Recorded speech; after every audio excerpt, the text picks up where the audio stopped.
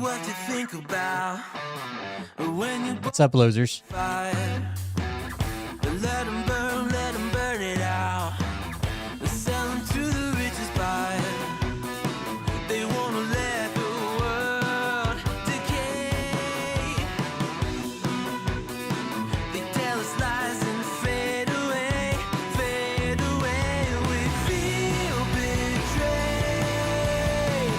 We were raised to lose the race. Wake at the back of the pack, kill it anyway. Listen up now, because we're never dropping out. Beat the odds, beat the big house. The brains are bigger than the doubt. We've been thinking for ourselves, never let the truth fade away. This is bigger than ourselves, we won't let the world burn away, burn away. We feel betrayed. We were raised to lose the race. Wake at the back of the pack, kill it anyway. To blame, haters face the world's mistakes. Wake at the back of the pack,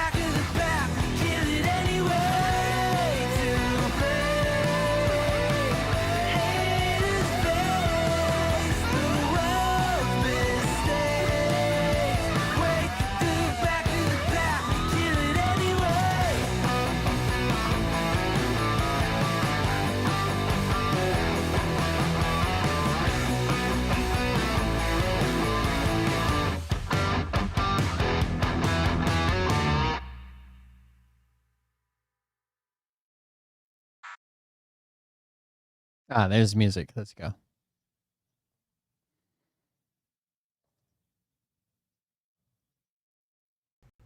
It's me, the Linda Binda from TikTok. I wanted to make this video because I wanted to thank you for watching Cold Beer Confessionals with Will Bird. I think that's just incredible. I've watched a few episodes and I'm just like very intrigued. But you know what I'm most intrigued in is Big Daddy's meat stick. I heard that it's very thick, like a good old German sausage. You know, Linda and her coochie loves that. Oh, never mind. Let's not go there. Anyways, I hope you have a good show and enjoy it as you can. There's a lot of weird things that go on, especially when it comes from the realm of Linda Bindaland. So, enjoy the show. Thanks for watching. Peace out. Welcome, everybody. I'm Will Bird, and this is Cold Beer Confession. It's lagging or something. I don't know. It's been a shitty day. Okay, lots of rain, miserable, depressing. It's been internet went out for a while. You know, it's been a shitty day. How's your guys' day going? Hopefully, there's no chance of like flooding and shit. I haven't even really paid attention, but I haven't heard anything, so that's good. Especially on today's the 1 year anniversary. Was it yesterday? Today? 1 year anniversary for Helene. Let's see.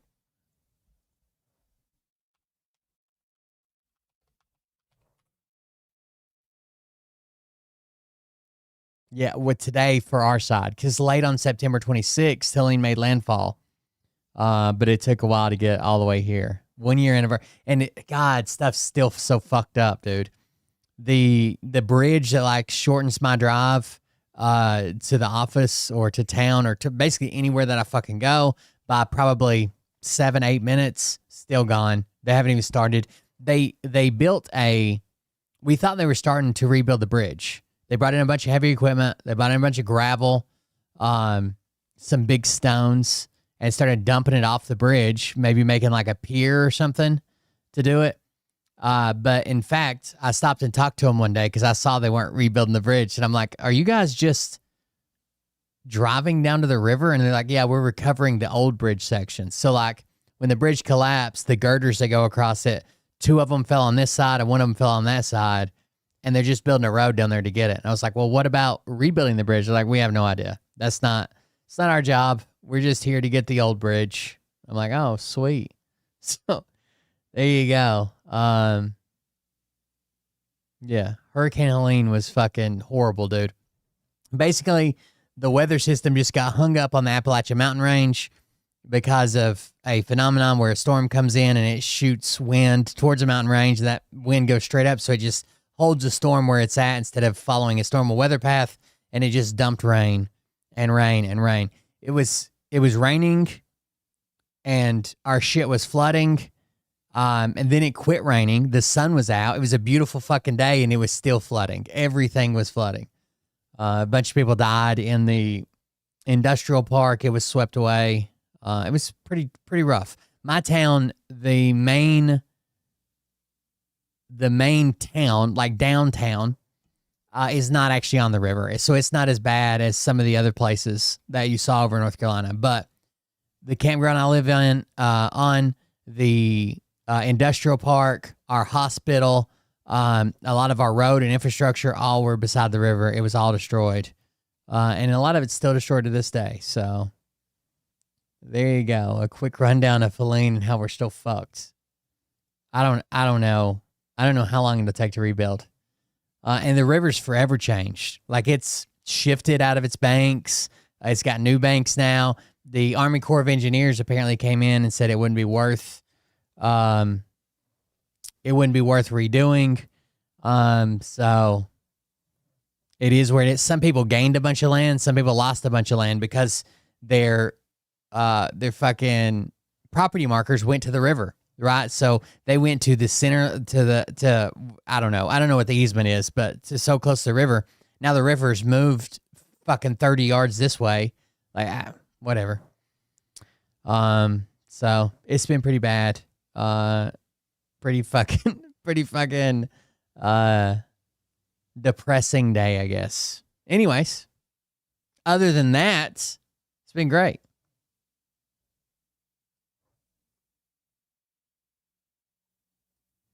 So this video says this shit actually happened. It's a rundown of how the Comey indictment went down. Use some audio. Pam Bondi. Hello.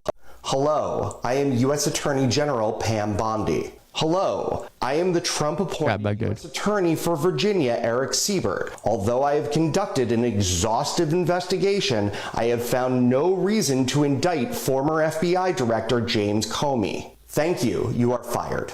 Hello, I am a Truth Social post by Donald Trump ordering you, Pam Bondi, to prosecute my political enemies. Hello, I am Lindsay Halligan. I am a close Trump ally with zero experience as a prosecutor. Hello, you are now the new U.S. Attorney for the Eastern District of Virginia.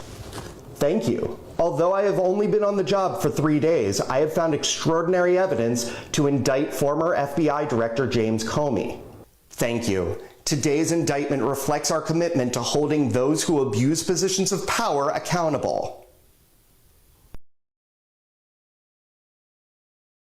And he wants in my pants.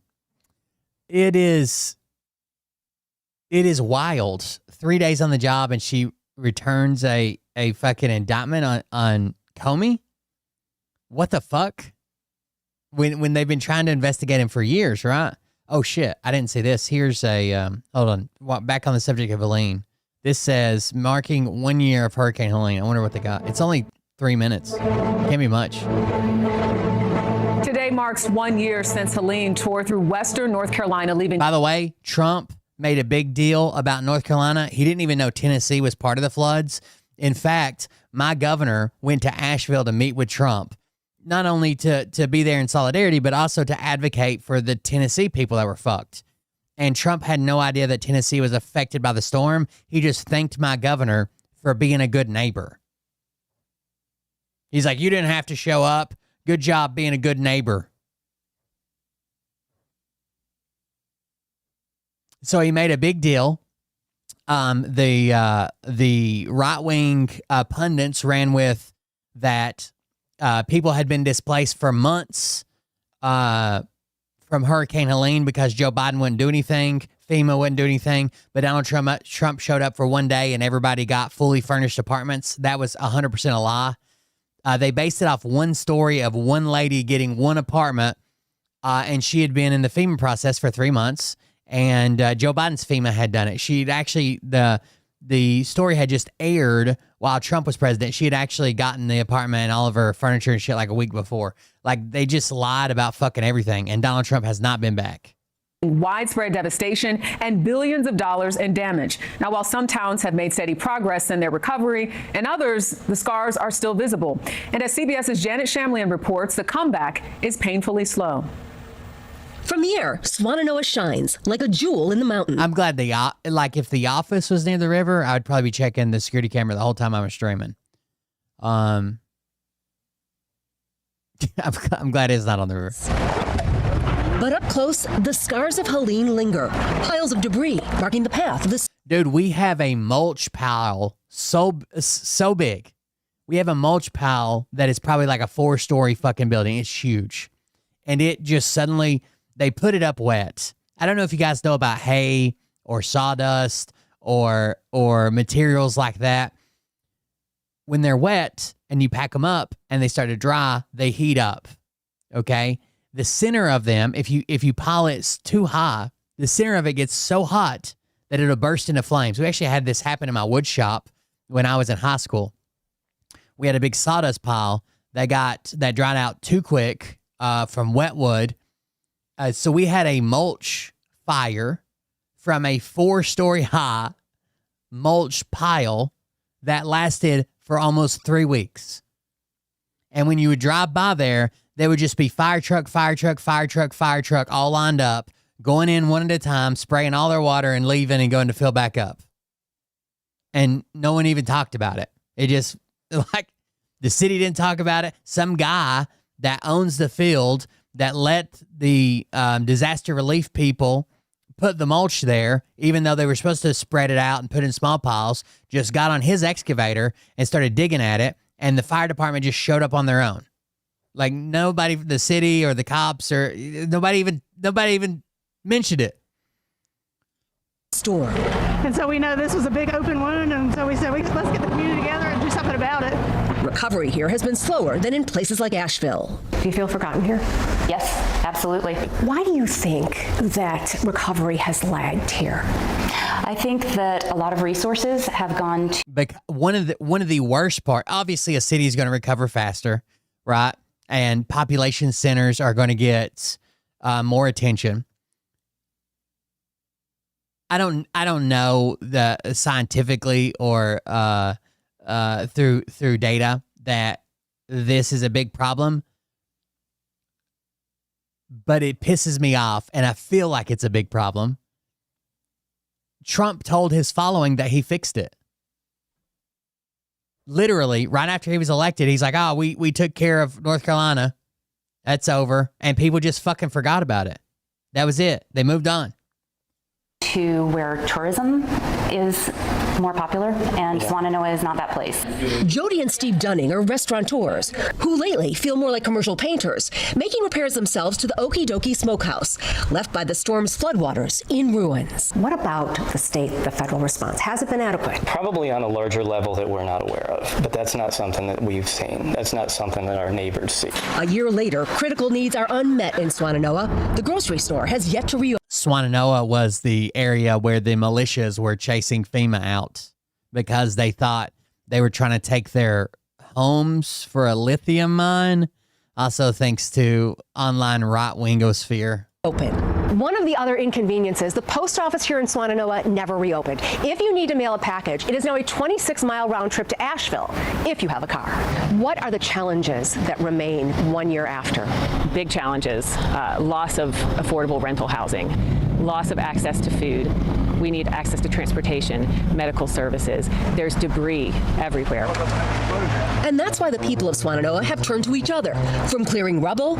Then some of the tax cuts and stipends and shit that were included or that were axed with the big beautiful bill are also preventing our hospital from rebuilding. And the CEO basically came out and said, like, if this bill's signed, we don't know that we'll be able to afford to rebuild the hospital in Irwin. And of course, all the Trump supporters got on there and they're like, they never plan to rebuild. They're just trying to make Trump look bad. This is corporate greed. I can't believe. And he literally comes out, like they had a plan to rebuild. He comes out and says, hey, the bill passed. We're losing all this money here. We're all losing all this reimbursement here. We're losing these programs here. We can't afford to fucking rebuild the hospital. And they're like, he's a liar. He just wants Trump to look bad. Like, it was crazy. To providing free, fresh produce and eggs from a weekly mobile farmers market. Sure. Jeanette Sanchez, who is still out of her home, says the hope is homegrown. I think there's more community involvement. I think we talk to our neighbors, but now we know our neighbors. Despite the obstacles, every piece of debris that's removed paves a path to a new milestone. The only thing that got rebuilt in a hurry and is back up to like a better condition than it was before, which is how everything should be rebuilt, right, is the railroad. And that's because the railroad just threw money at it, right? They had contractors 24 hours a day, 7 days a week, working 12-hour fucking days, multiple shifts, and they just threw money at the problem. It's rebuilt. It's better. They even fixed some stuff that wasn't even damaged while they had it open. I know they had some protesters and shit mad at them, whatever, but the railroad is running again. For the Dunnings, that will come next month when they reopen their doors. That's good. What is it going to be like when the two of you are back behind that counter, serving a barbecue, line out the... My nearest hospital is 25, 30 minutes, I guess, away now. Yeah, it'll feel really good. Yeah. A mountain town leaning on its greatest resource, each other. Janet Chamley and CBS News, Swannanoa, North Carolina. It was like 3 minutes away. I actually really liked where it was at because when my mom and dad were older and having health problems, they were like less than a minute away from the hospital. Like, it was like you went across the road and then you turned left and you were in their parking lot. It was crazy. And then while we're on top of the right-wing onlinosphere, let's see if we can grab this video. So Donald Trump says Tylenol causes autism. Everybody else in the world says, no, it doesn't. Here's all the studies that don't support this, especially when you pull out for familial ties, siblings, shit like that. It just doesn't seem to be true.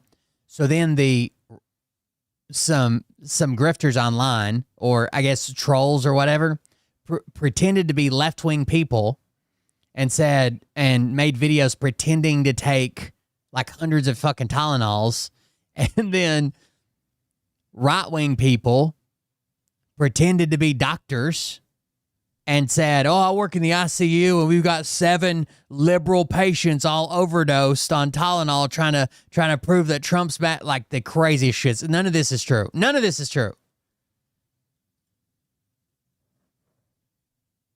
So the first case of a pregnant mother overdosing on Tylenol is in the ICU with liver failure, and she's not going to make it. With no news coverage. The only place you can find this. Yeah, that was a response to January 6th because it lasted for fucking 3 hours because Trump didn't do anything, but whatever. The only place you can find this is on TikTok. She's 23 weeks pregnant. She's not going to come off the ventilator. She's not going to make it. Wow, that is truly terrible. I'm just going to need you to cite your source where you're getting this information from, because I haven't been able to find it anywhere. I am not making this whole Tylenol pregnant women situation up. It's happening because it was all over social media yesterday. It was all over Instagram and TikTok and X. Wait, so your sources are social media? Really? No other sources? So I have a friend that's a nurse. Oh, there was even a guy. Hold on, I'll show you. There was even a guy. I have a friend that's a nurse. There's a guy that I know that's local to me that was making a joke. Oh, here it is. I heard a lot of liberal women who are pregnant are taking Tylenol to spite President Trump and RFK. Well, I think we all know that's not true, because if they're liberal women, they're either a dude or they've had an abortion. So nice try, leftist. So this is a joke. And a bunch of people called him out and is like, what the fuck? What the fuck is wrong with you, dude? Like, why are you hateful as fuck? Right. So then he comes back today or yesterday and says, oh, it was today. The other day, I made a joke about pregnant liberal women on TikTok taking massive amounts of Tylenol to spite Donald Trump. Now there is a woman and her unborn baby on a ventilator in the ICU because she did that. She's probably not going to make it. What is wrong with y'all? Can y'all please stop the insanity? And I said, source, an internet meme. The people are like, just shows how insane these people are. That age group of women are obsessed with social media, like sad, stupid, selfish, self-aggrandizing. The list goes on. Honestly, a good thing means less brain-dead individuals are being born into the world. Whoever started this crap needs to be charged federally, since it's multiple states. The pregnant women doing it, charge them with child endangerment or worse. If Trump says oxygen is good, the liberals will quit breathing. This goes beyond mental illness anymore. It is absolute idiocracy and just evil spirits hard at work. We have to create a new word that is much far worse than what our dictionary describes as dumb. Common sense is non-existent here in this country. There are multiple women in that situation. There's a doctor who's active on TikTok who has a patient in liver failure, and the patient is not going to live, but the baby has a chance if they do an emergency C-section. Whatever state that doctor is in, the doctor can't automatically do the surgery, though. The woman's husband has to make the decision. It's insanity. If the baby has a chance of survival, then do the surgery.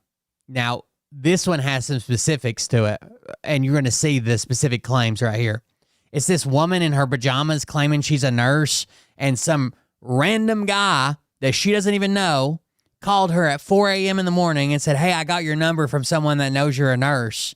I'm having to make this decision of whether to have an emergency C-section or not. Just watch.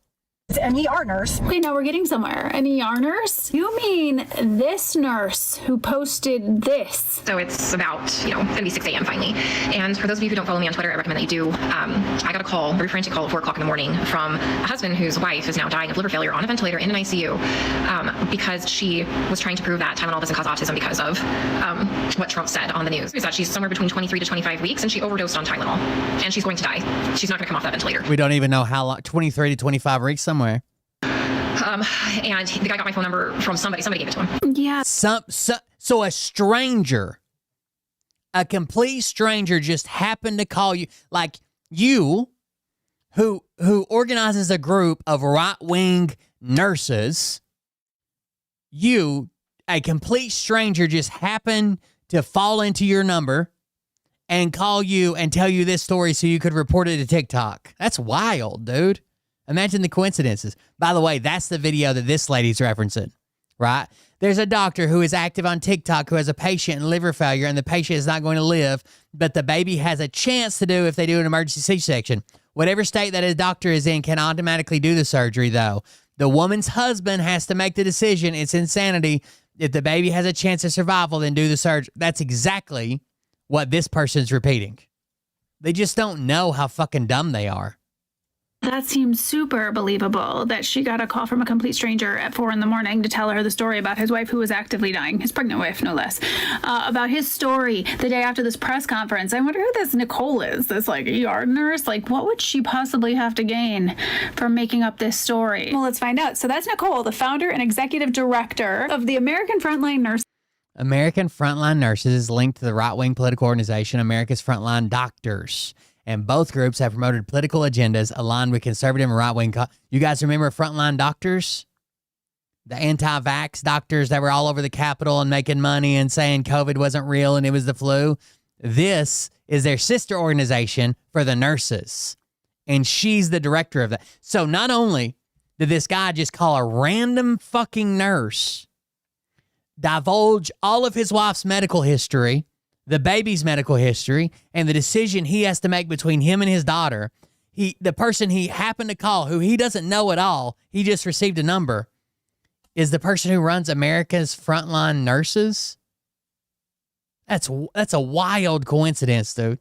I mean, that sounds pretty and everything, doesn't it? Oh, yeah, they're a right-wing political organization. And I know this is the one you're referencing because you put another video up where you showed this article out of the Gateway Pundit. Oh, God. Another alt. We know how we feel about the Gateway Pundit. Right, blog. I mean, look at their advertisement and look at like this headline. Insane liberal pregnant women chugging Tylenol. But let's get back to Nicole here because she's the one who started this whole story about this woman on a ventilator. What would she have to gain? I mean, she seems like a completely reasonable nurse, totally anti-choice, anti-vax. This is from her organization she founded, anti-trans. Oh, look at that. Part of Maha. Shocking. Oh, see, 19 denier, but look at, she wrote the book. Just the grift keeps grifting. Oh, and not this nurses organization having merch. American Patriot. Unapologetically conservative, and their own line of supplements because of course they do. So what a better way to get more people scared of Tylenol so that they go to your website and maybe use your supplements or follow your anti-vax protocol or give you money than to make a video with a harrowing story that she made up. You've made a bunch of videos about this, and one of them you said, why would I ever make this up? A crazy person would do that. You're right. A crazy person did, and Nicole is the crazy person. And you fell for it. Did Nicole Sirotech get a 4 a.m. call from the husband of a pregnant woman dying of liver failure after she took a large dose of Tylenol to disprove President Donald Trump's declaration that acetaminophen causes autism?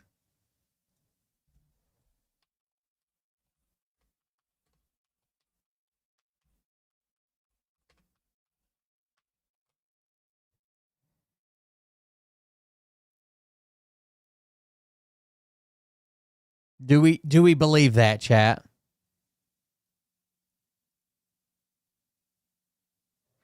There is I can't remember what it is. There's an antidote for acetaminophen overdose. It is acetylene cysteine or something weird like that. Here's what we know. Sirotech, who leads stories, has previously fact-checked for COVID misinformation, posted the anecdote on social media September 24th, 2025, without including any details. Sirotech had not responded to multiple requests for information to verify the story as of September 26.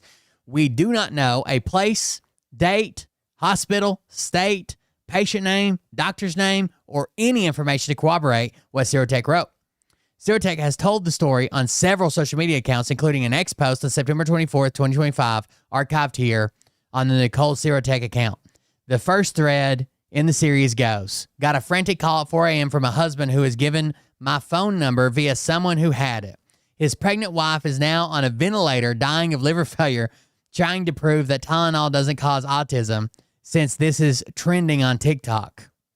This is what the post looked like on X at the time the fact check was written. The thread continues. He now has to make the tough decision to try to save an unborn baby that may not survive outside the womb at an approximate gestation of 23 to 25 weeks. At the same time, his wife won't survive through the week and will never get to meet her baby.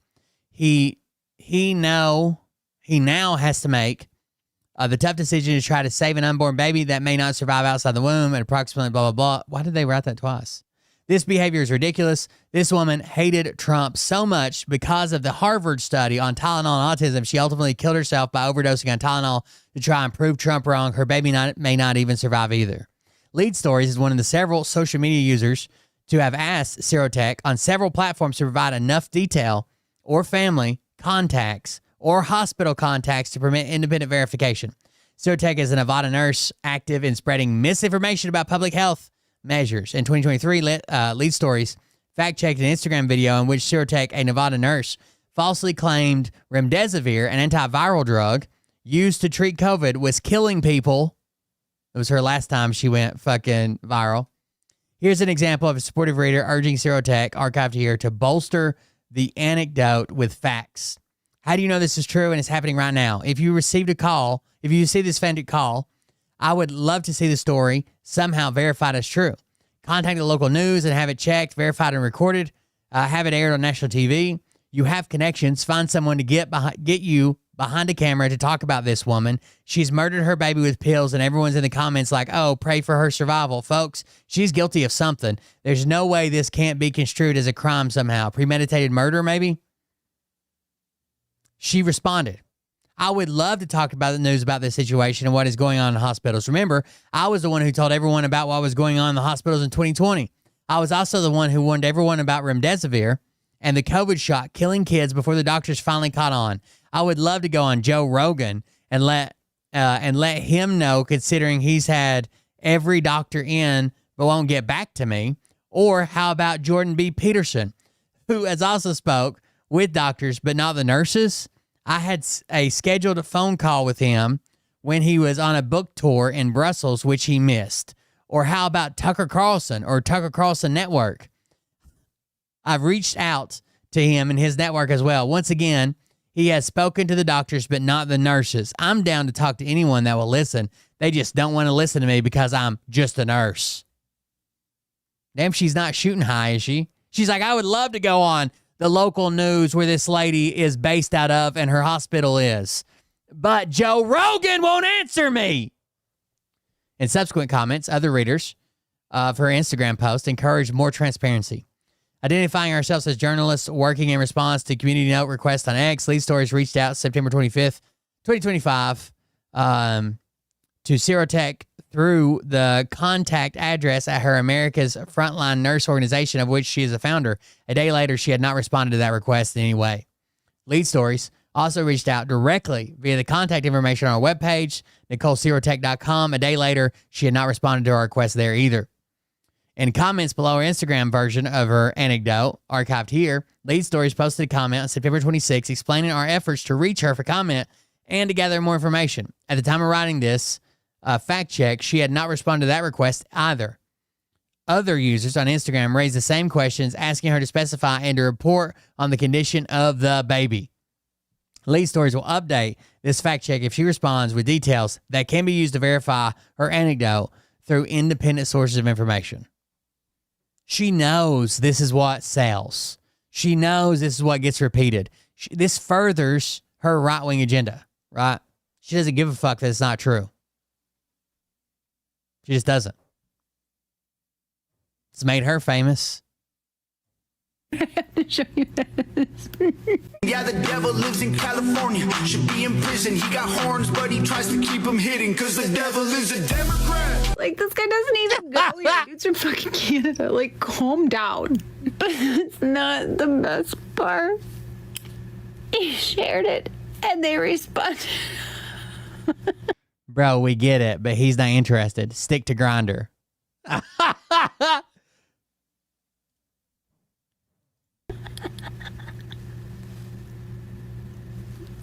Bro, we get it, but he's not interested. Stick to Grindr. Like...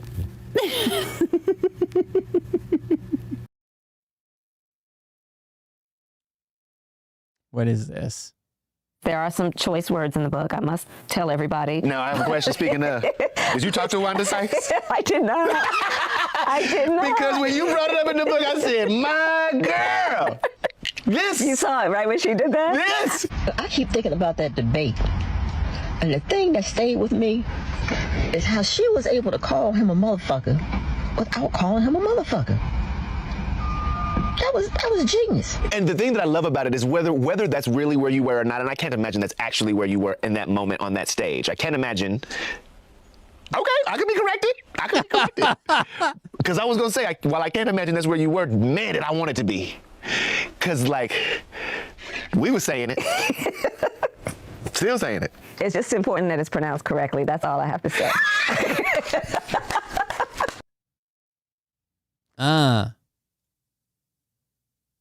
Morning, everybody. Let's have a good shift. Is this from the debate? Yes. Plan to make life more affordable and bring down inflation for someone like me. Okay, the economy. Let's go with a quote no one's heard of and then immediately back away from it. You know, they say you're going to vote with your stomach. I don't know if you've heard it, but it's a little bit true. Good. Can I get an unverifiable generalization in 3, 2... And groceries, food has gone up at levels that nobody's ever seen before. We've never seen anything like it. Scary numbers, please. 50, 60, 70%. Thank you.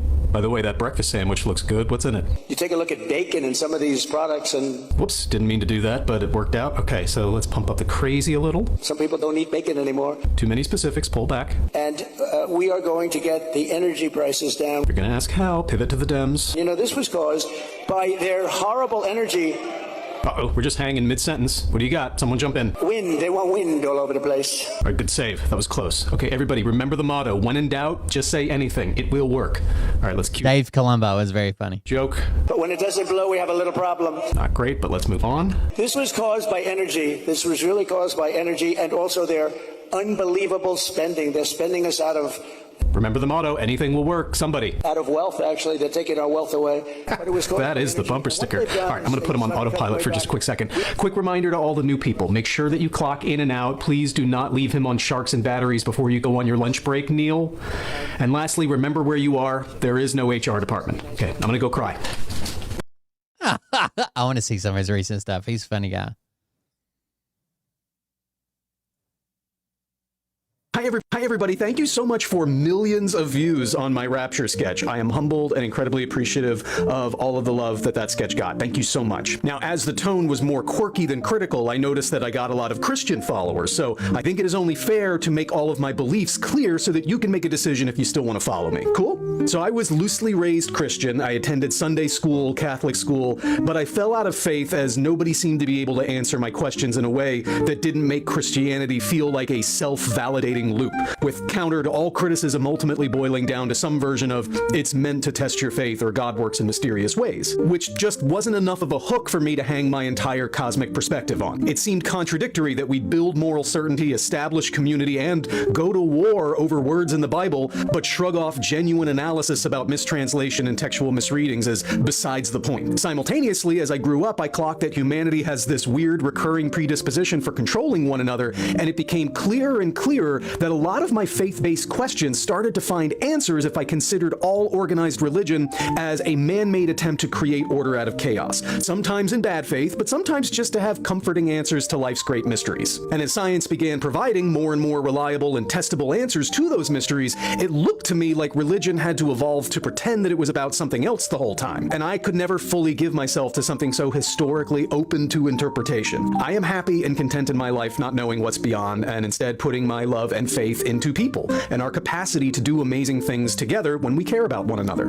Oh, and I already know what the meaning of life is because I have a pug. Hi, everybody. Thank We're going to have to learn how to make some dad meals of Yeah. like what are things that you're going to be really confident in. I'll show you the trick with the scrambled egg. Mariah went out of town for 9 days, and all she left me was 4 boxes of leftover Japanese food. I feel like it's Suko over here. Is you just cook them on a low heat. Doesn't matter. Honey, here's the crazy thing about cooking. Cooks like to go, here's all you have to do.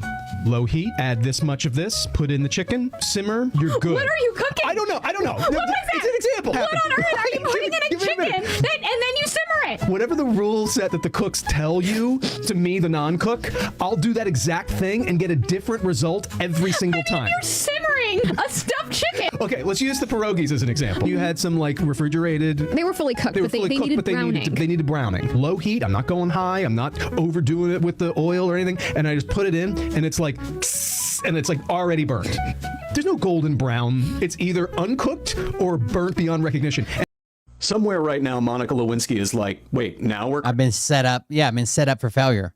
Cracking down on the integrity of late night monologues? Cool. Let's go over the quote. We hit some new lows over the weekend with the MAGA gang desperately trying to categorize this kid who Charlie Kirk as anything other than one of them, which is technically true. Conservatives have been trying to distance themselves from him, just like those on the left have been trying to do the same thing. Who has the stronger argument aside, it is factual to anyone on social media right now that everyone is trying to categorize this guy as anything other than one of them. Is his phrasing clunky and manipulative? Sure, but so's going on national TV saying the radical left was responsible, or saying they are at war with us before a suspect was even caught, which, shock gasp, kinda proves the preceding statement. Now, I'm always going to argue comedians should get a little bit of leeway with the truth when it comes to the setup of a joke. Otherwise, people would start demanding proof that there actually is a chicken crossing the road. But if that's not the case, then maybe our politicians and news media should at least be held to the same standard as late night monologues. Because if comedians are the benchmark for journalistic honesty, you better start paying us more.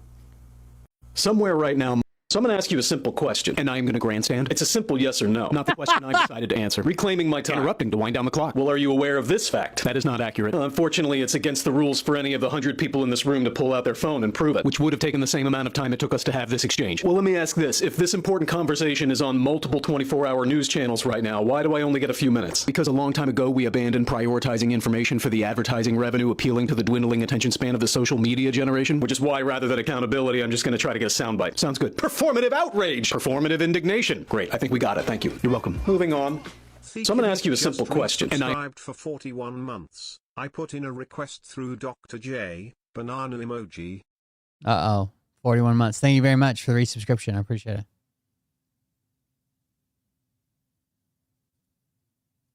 Oh, did they mute this one? Okay, so if your roommate is trans, it's so easy. Okay, so if your roommate is trans, it's so easy to be radicalized. But a 15-year friendship with Jeffrey Epstein, how well can you really ever know somebody? Right. You know, Megyn Kelly said the problem was college, except for the 2 she got degrees from. Look, don't you have any emotional connection to what happened in Utah? Yes, even though I was told empathy isn't real. Now that is the left just dismissing an important message by generalizing. Black lives matter. All lives matter. Look, name one time a conservative encouraged violence. Knock the crap out of protesters? No, something specific.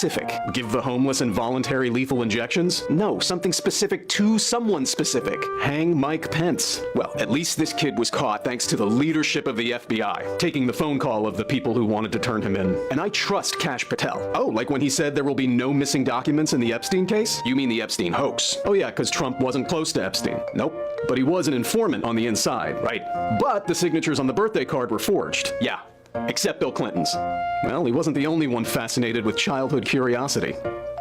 Okay, so if your roommate is trans... I wonder where's the Rapture one? Oh, I guess it was one of the pinned ones I skipped. Sorry for the wait. We've been planning the rapture a while. You think we would have staffed appropriately. Name? Don't you already know that? You really want to be the reason the line's even longer? Sorry, Dave Colombo. Okay, I'm seeing Sunday school, Catholic school, unbaptized. Yeah, sorry. It's fine. You've taken showers. That counts? Yeah, all water is holy. God made it. I don't think we knew that. Yeah, you guys got a lot wrong. Did you ever find the second coming of Jesus button? There was a button? Yeah, but don't worry about it. Okay, so what's heaven really like? It's like a Dave & Buster's with better chicken wings? Nice. Okay, so let's take a look here. 100,000 hours hours being selfless, 100,000 hours watching scrambled cable, so that cancels out. Do you want your hair back? At this point, it's kind of a branding thing. Fair enough. Do you have any questions about your life? Yeah, what skill did I always have that I never explored? Oboe. All right. And you would have been the greatest football player who ever lived. But I'm sorry, we got to keep it moving, so we can let you in, but it's going to be on a visa, and that'll be $100,000. Seriously? No. You see how silly that sounds? Have fun. Try the chicken wings with the honey mustard dipping sauce. Next. That was pretty good. The visa, $100,000. By the way, we've been planning the rapture a while. You think we would have staffed appropriately? Name? Don't you already know that? You really want to be the reason the line's even longer? Sorry, Dave Colombo. Okay, I'm seeing Sunday school, Catholic school, unbaptized. Yeah, sorry. It's fine. You've taken showers. That counts? Yeah, all water is holy. God made it. I don't think we knew that. Yeah, you guys got a lot wrong. Did you ever find the second coming of Jesus button? There was a button? Yeah, but don't worry about it. Okay, so what's heaven really like? Dave and Buster's with better chicken wings? Nice. Okay, so let's take a look here. 100,000 hours being selfless, 100,000 hours watching scrambled cable, so that cancels out. Do you want your hair back? At this point, it's kind of a branding thing. Fair enough. Do you have any questions about your life? Yeah, what skill did I always have that I never explored? Oboe. All right. And you would have been the greatest football player who ever lived. But I'm sorry. I just saw they fired every FBI agent that they could find any evidence that they ever kneeled during 2020. Ever. At any of these events or protests or what, if an FBI agent ever kneeled ever in the 2020 stuff that went on, George Floyd protests, they're fired. You got to keep it moving, so we can let you in, but it's going to be on a visa, and that'll be $100,000. Seriously? No. You see how silly that sounds? Have fun. Try the chicken wings with the honey mustard dipping sauce. Next.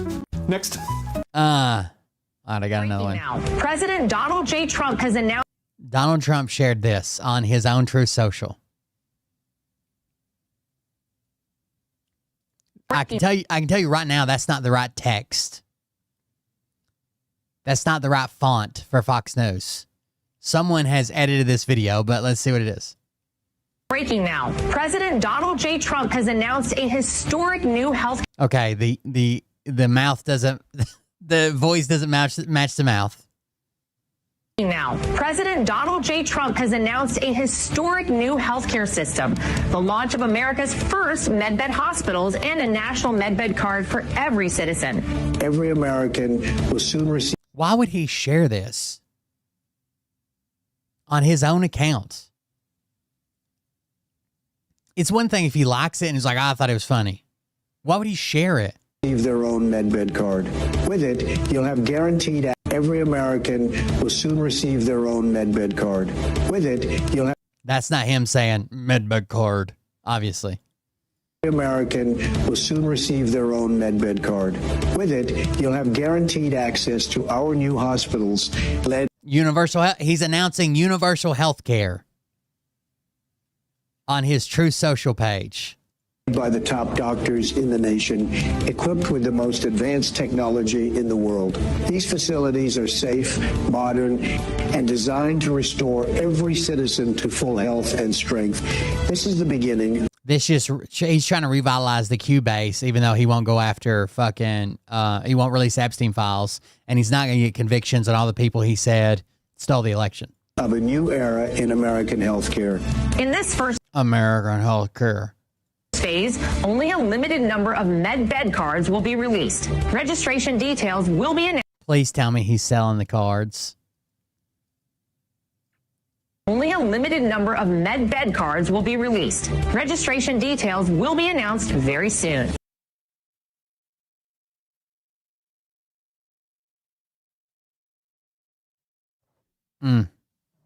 Tylenol ate my homework. Tylenol bullied me in school.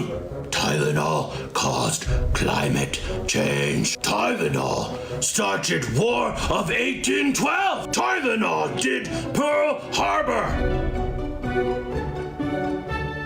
Pontius Pilate middle name is Tylenol.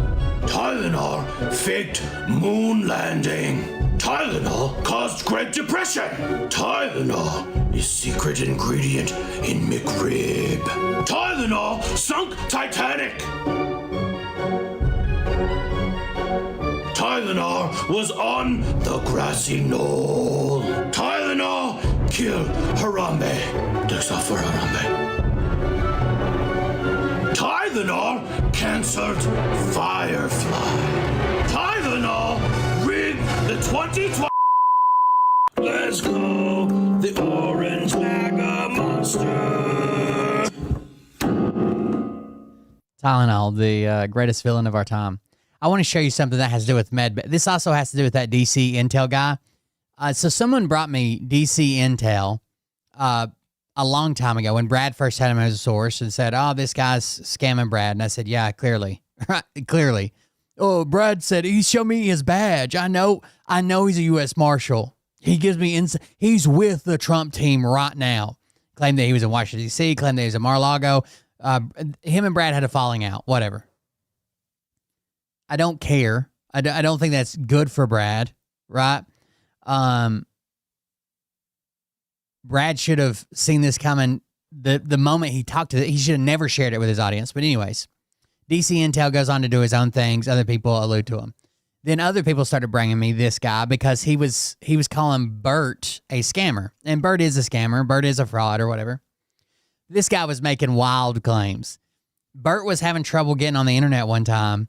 And this guy was telling his followers that he was using the U.S. Marshal hackers to hack Bert so he couldn't do his show. And they brought me this as if this was information that I would like to know. Not as if this is the most retarded thing I've ever heard in my life. What the fuck are you talking about? Said that he was going to take Bert down, have him arrested. He was doing an investigation, all these crazy things, right? The guy's a fucking scammer, obviously. I called him a scammer the day that he fucking met Brad and Brad put him online. I still think he's a fucking scammer. I don't know what to tell you. But now some of his followers are waking up, which is what's going to be here.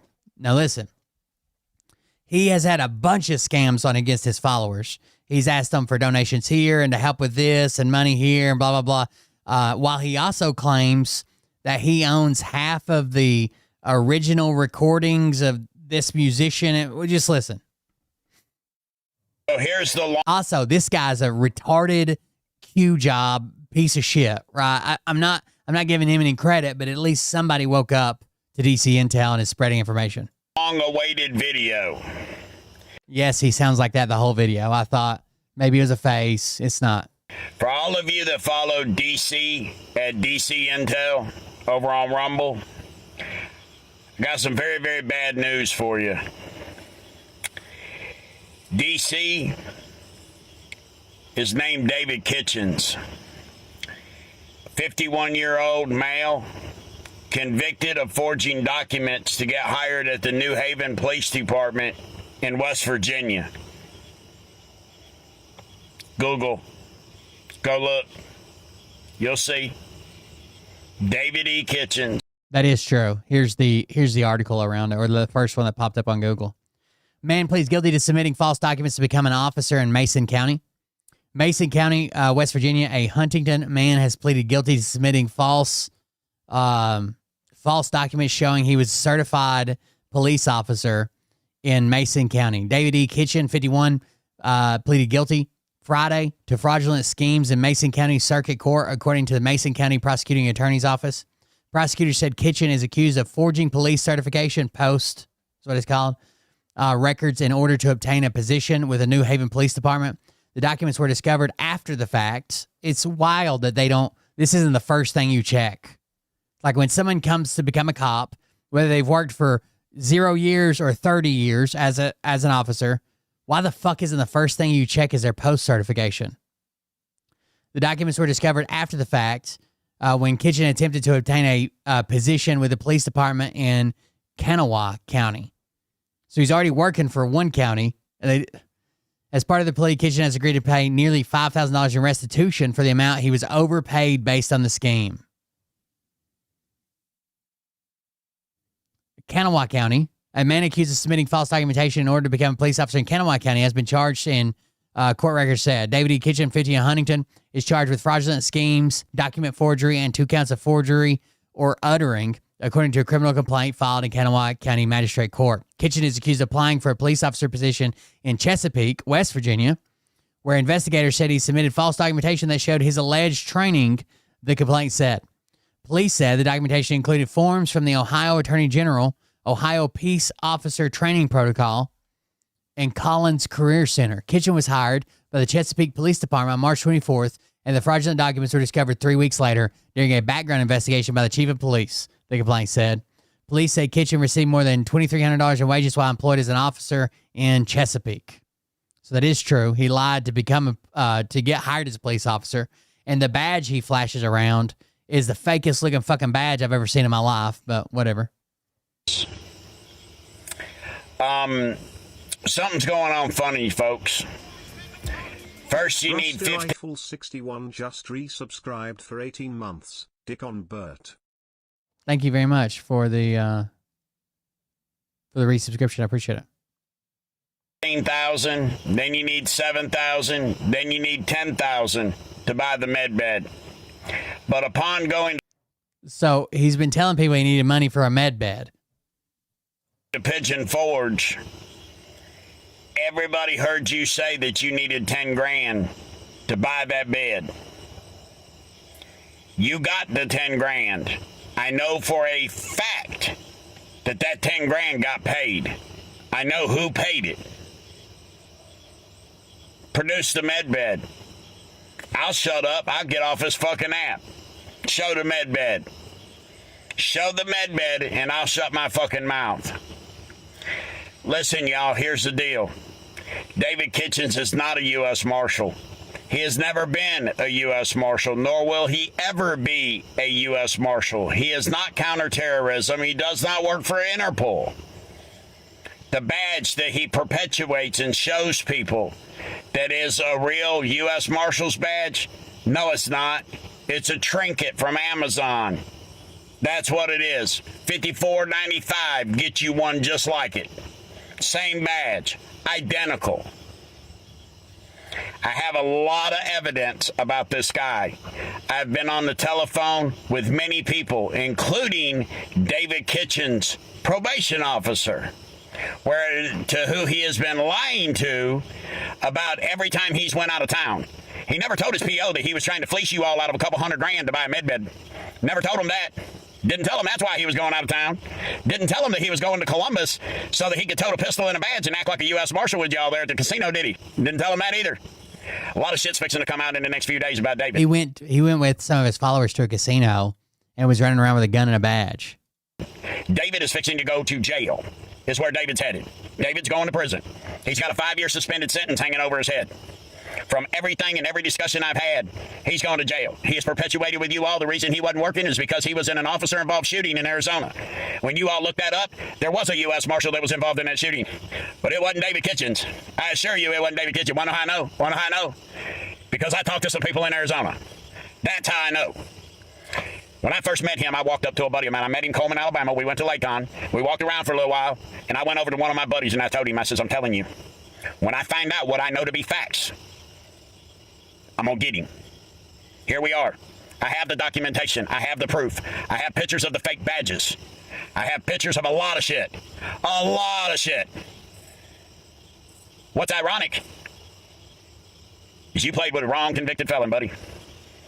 I've been outrunning motherfuckers like you for a long time.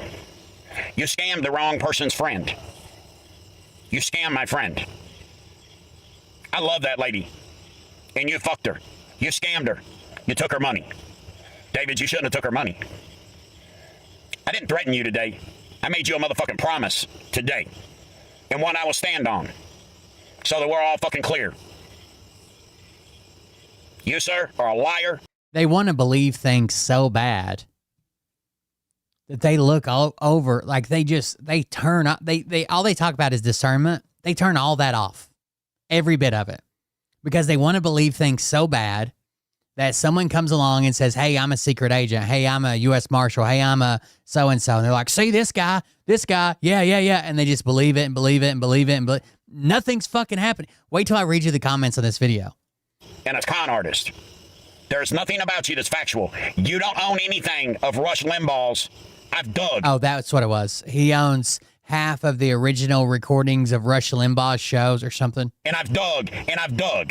You do not own the recordings, a third of all Rush Limbaugh's recordings. You do not. if you all want to get in the comment section, reach out to me in any kind of way, feel free. There's a lot of people that's got my cell phone number, and a lot of you all, because I gave it to you at these events. I haven't never made a dime. David Kitchens has never paid me for coming to an event, ever. He did, however, try to build his page off my page. Well, now you're going to, Hoss, because they're coming for you. You have no idea. I've been in touch with the police chief, the prosecuting attorney. I've been in touch with your probation officer. I know everybody involved in all of this. I'm not going to sit here and tell you who else I've been involved with and who I've been talking to, but you fixing to get a knock on your door because of a couple videos with things in your hand that consist of a 922G violation. Enjoy yourself, because you, sir, you're fixing to go to fucking jail. If y'all want to reach out, reach out. I understand it's shocking, but I'm telling you right now, there's not a guardian involved at DC Intel. That's somebody that's not authorized to have a firearm owning or having a firearm on them. Not be demanding that he produce said medbed. The money was paid. He stood on stage in Pigeon Forge, Tennessee, and said they only needed 10 grand. The 10 grand got paid. Show us the fucking medbed. I'll leave this fucking app tomorrow. Show the medbed. Go look up DC. David E. Kitchens, 51 years old, New Haven, West Virginia. Go look that up. That's a U.S. Marshal, people. You think that guy's a U.S. Marshal? You really think that guy's a U.S. Marshal? Fucking atrocious. So here's the line. All right. So the comments, probably a mixed bag. Not really. Here they are. You cannot buy med beds. It's military and they will be free to use, not to buy. You do not have to pay for the med beds. They are supposed to be free. They will come. Just wait. Med beds are not available yet. They will be free. No fees for anything, period. I'm sorry, but the med bed thing was a huge grifting operation. They played on people's desperation to get healed. There is no such thing. Even if they were real, they will never let regular people use them. We are cattle to them. The real med beds are not available yet. Military only. Med beds are to be free to everyone.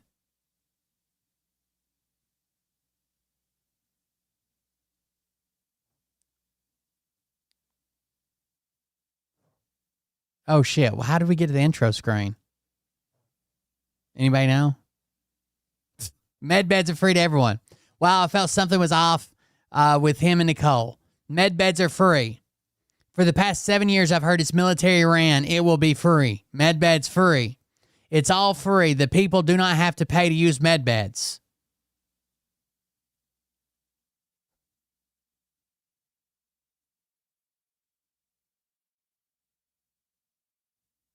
Just curious, is anyone that has shared this video able to get into the DC chat this morning? I'm a paid Guardian member, and I can't get into my chat.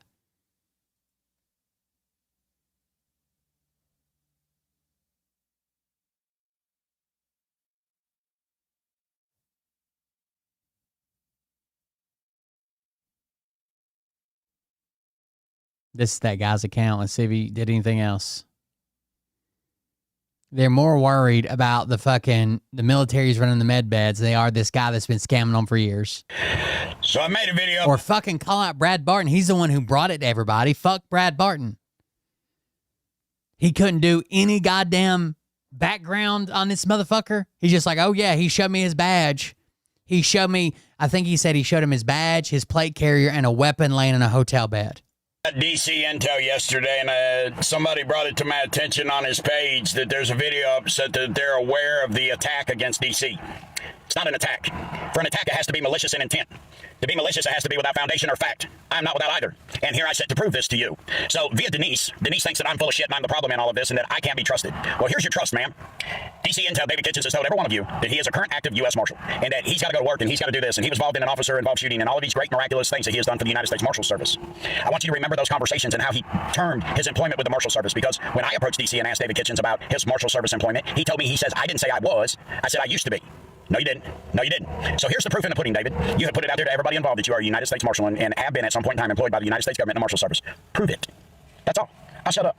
I'll go away. I'll go have a pity party about, my friend's money you took. Someone said his most recent shows on Rumble are now deleted all the way back to 3 months ago. Denise says I can't be trusted because she doesn't know why I'm doing this. Because he took my friend's money. I've never made a dime off DC. I've never tried to make a dime off DC. Everything that I've ever said to you at any event has been a clean heart, a pure heart, giving it to you rock solid and real, all the way to the point that everybody at Pigeon Forge said that my message was the best message of the day. I wasn't there for him. I was there for you all. I'm not involved with DC. I don't follow David Kitchens on Rumble. But I'll bet you this right here. Everybody says they need to know the rest of the story. David Kitchens told all of you all that he was an active U.S. Marshal. Prove it. Real simple. Get on your podcast today at 1 o'clock. Verifiable information. Everybody knows who you are. They know your face. They know everything about you now. So it's not a secret anymore. We know who you are. It's not a secret. Prove it. That's simple. Any of you guardians want to get in the comment section and tell me what the conversation was when, if you believe that David this entire time was law enforcement, that's the selling point of all of this, is that he's law enforcement. He is a U.S. Marshal. Prove it. So I made a video about DC Intel yesterday, and somebody brought it to my attention on his page. What is this? Someone says, have any of you in here besides Pissed Off Nation actually met DC or been to his events? And then someone says, I've never met him, but I can 100% tell you he's a fraud. When he freaked out on all those girls months ago, some of us went digging. He is 100% a fraud.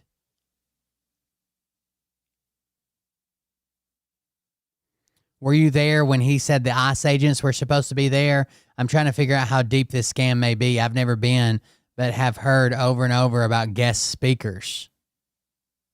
On one of the chats I belong to, they show his mom's funeral, and they had shown a picture of David Kitchens 1 hour earlier. Definitely the same guy at the funeral as they had shown earlier. Yes, 3 of them bought tickets for Pigeon Forge and had to cancel due to serious health issues.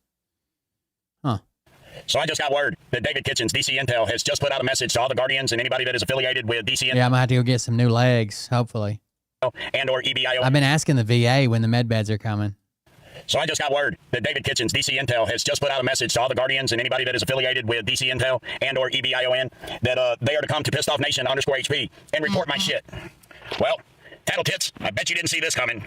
So I want to do one last Patriot meetup in the name of all that is David Kitchens and DC Intel. I hope that you all will join me. Keep in mind, people, we have spent more and got a whole lot less for it. But there's something that you all need to know. There's a place. It's called Point Pleasant, West Virginia. They got a courthouse. And on October 6th at 2 p.m. on the 3rd floor of said courthouse, there's going to be an opportunity for all of you all to support David Kitchens and DC Intel. Just one more time. I'll be there. You all seem to like my smiling face. I'm going to be there. I'm going to sign autographs while I'm there. If y'all want to see me at another DC Intel event, I will be at the DC Intel event, David Kitchens, on October the 6th at 2 p.m. in Point Pleasant, West Virginia. That's where I'm going to have my fat ass at, because I don't know about you, but I want to see this rodeo go down. I want to see it. You talking about taking my page down? Sugar tits, take this down, because they're coming for you. You can beg for these people to report my shit. I told you what would happen. Seeing you soon. So if y'all would, if you're Interpol, International Police Task Force name, DC David Kitchen, detective, 5'8", 225 pounds. with DC Intel or a Guardian at DC Intel OIBN or whatever the fuck it is. Counter-terrorist unit, special agent, United States of America, active. DC David Kitchen. Do me a favor before you report my shit. Would you? Got his nickname on there. That's weird. Do that for old fat fucker. Ask him to explain this. That's all I want you to do. Ask him to explain these, because these are fraudulent as fuck. I know where he got this shit to make them. I know everything about them. They're fake as fuck. He can't even claim I'm doxing his ass because they fake as fuck.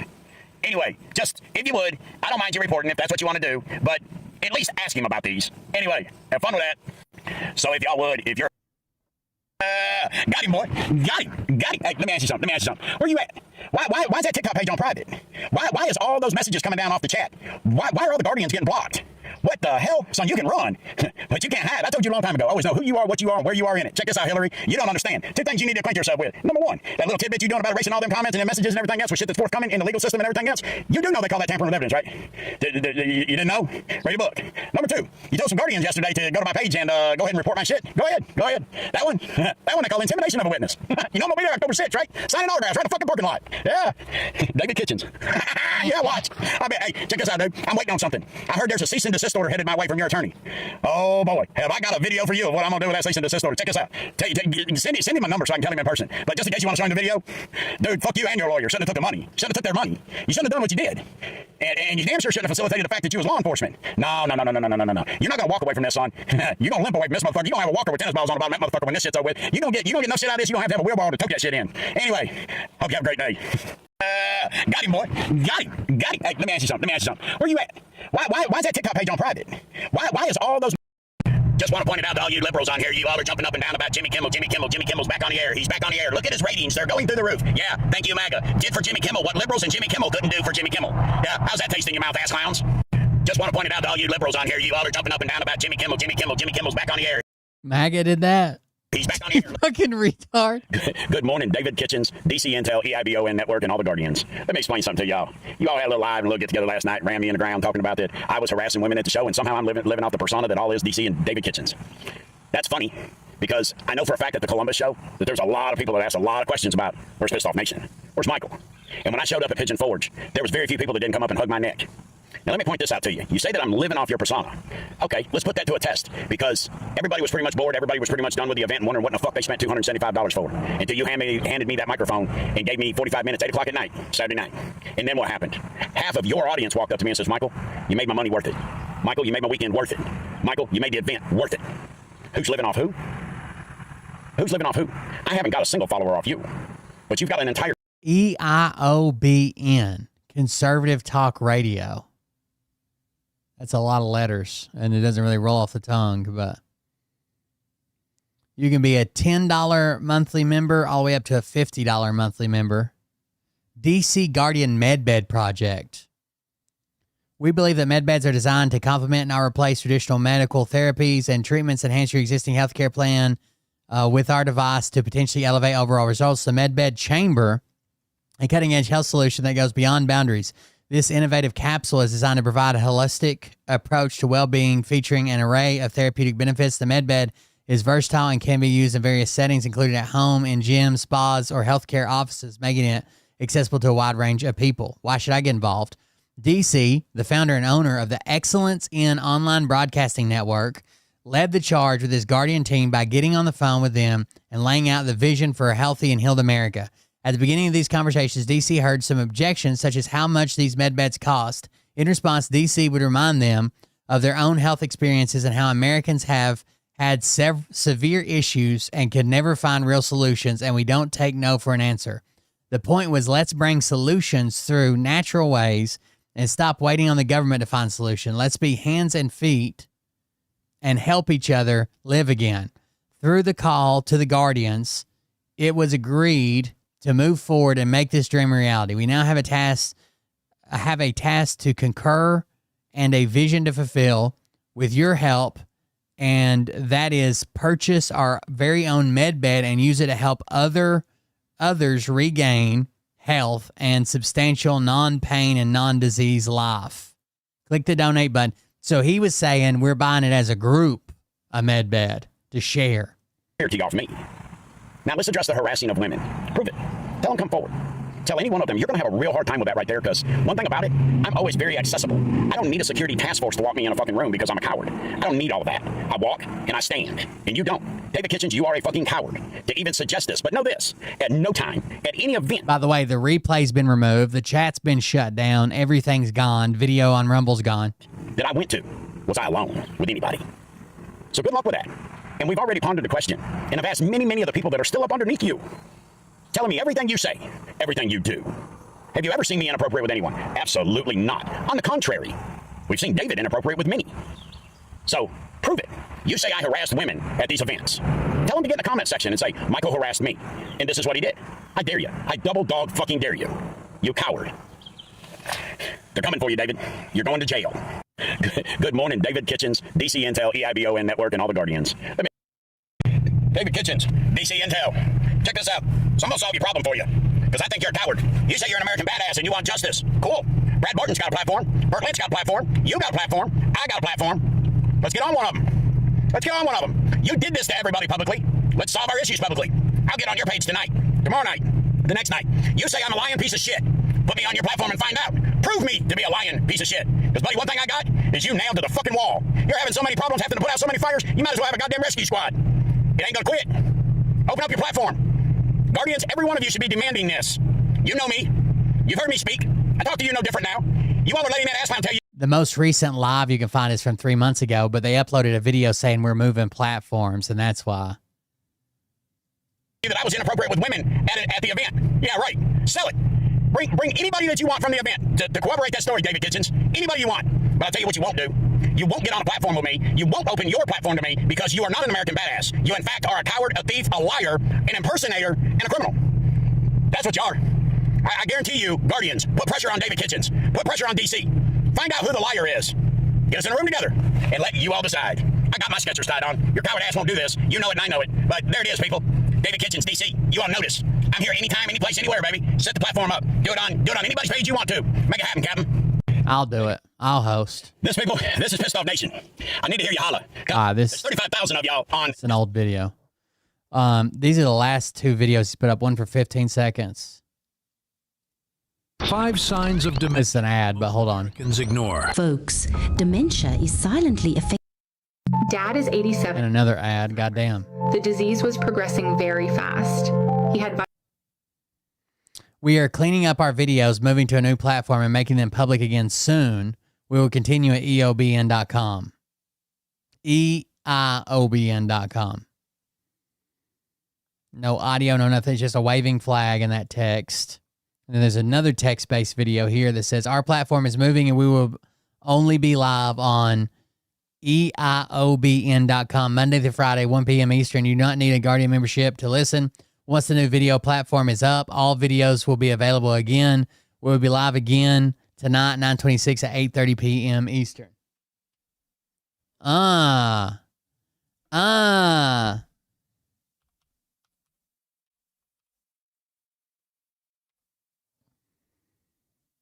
don't think that's his thing. His thing is DC Freedom and Intel.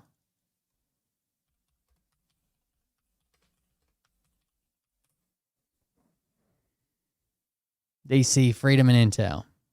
Uh-oh. EIOBN.com.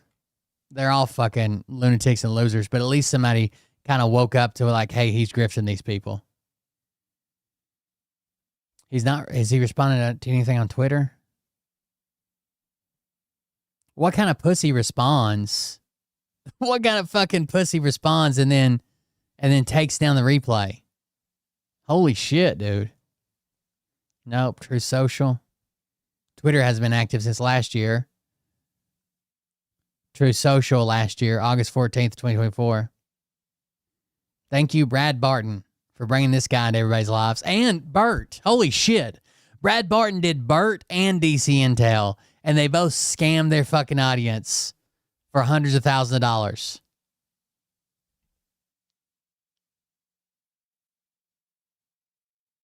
Not to mention what Brad's doing. Scamming his audience for hundreds of thousands of dollars. Jesus Christ. I don't know if I would trust his discernment if the two people he brought up are fucking Bert Lynch and DC Intel. Holy fuck.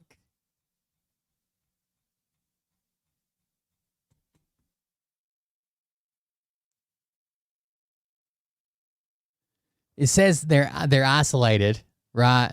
And he closes the chat right after it, and the mods delete anybody's they delete anybody that says anything negative, blah, blah, blah, whatever.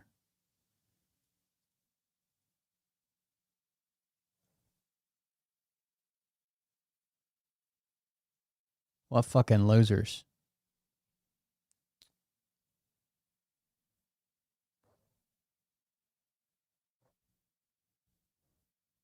Gay Mexican kid. I gotta run, but before I do, I wanted to remind you that Nick Fuentes is a gay Mexican kid. That's the leader of the master race, the leader of the Aryans, the king of the Nazis. Is a gay Mexican kid named Nick Fuentes who lives in his mother's basement. That's not even a joke. He actually lives in his mother's basement. You know what's funny? He does He doesn't live in his mom's basement, but yeah. Represent you guys pretty damn well. His last name's Fuentes. How involved can he be in the white nationalist movement? More money for the right. He doesn't have the right equipment. I could have guessed that. I talked to housekeeping. No, go back. It's okay. I'm safe. Hello. So you said your husband Randy work for UN maintenance, and he would be okay to take job? Sí. Okay. So the plan will be to embarrass him. Number 1. Number 2. Increase cardiovascular activity suddenly, for the purposes of expediting a mission. It's very important. That is top secret. Are you have paper? I did my immigration the legal way. Well, I do have paper. You know what? I do not care. What I need you to do is to do this. You will receive payment upon completing mission. I think that it should be done tomorrow when we are in public. Setting him up. Turn off escalator. An escalator. Oh, if you stop an escalator, oh, that would be so wonderful. Honestly, he hate to walk up 2 stairs. That is beautiful. I think you are a good person. Don't tell me your immigration status again, but thank you. It really helps. I have to go. Do you think triple texting to Gavin Newsom is too much? Okay, never mind. Have a good day. I will talk tomorrow. It is okay. Triple text to Gavin. I got a response from the woman who wants me to pet sit her dog while she gets raptured and I get left behind. Hey, Misha, I really love your videos and I know how much you love your dogs. I don't know if you've seen or heard about how the rapture is happening this week, but I live in Waco, only about an hour from you. So I was wondering if we could meet up and you could take care of my dog, Abigail, while I meet our Heavenly Father. Now, this could all be fake. I have no idea, but it's funny. Ma'am, did you just straight up tell me to my face that I'm not worthy of getting raptured, so I should take care of your dog? Oh, Keisha, don't be sensitive. I just thought I'd ask because you joke around too much about things that are serious to God. You're funny and have a good heart, but you don't give me the vibe that you've submitted to God. That's why I thought you'd be good to care for Abigail.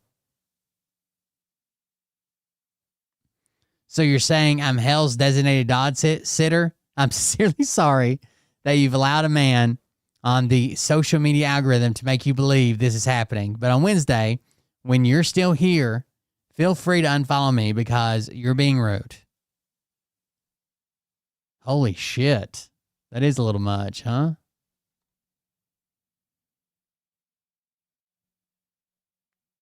I hear the cutest story. So I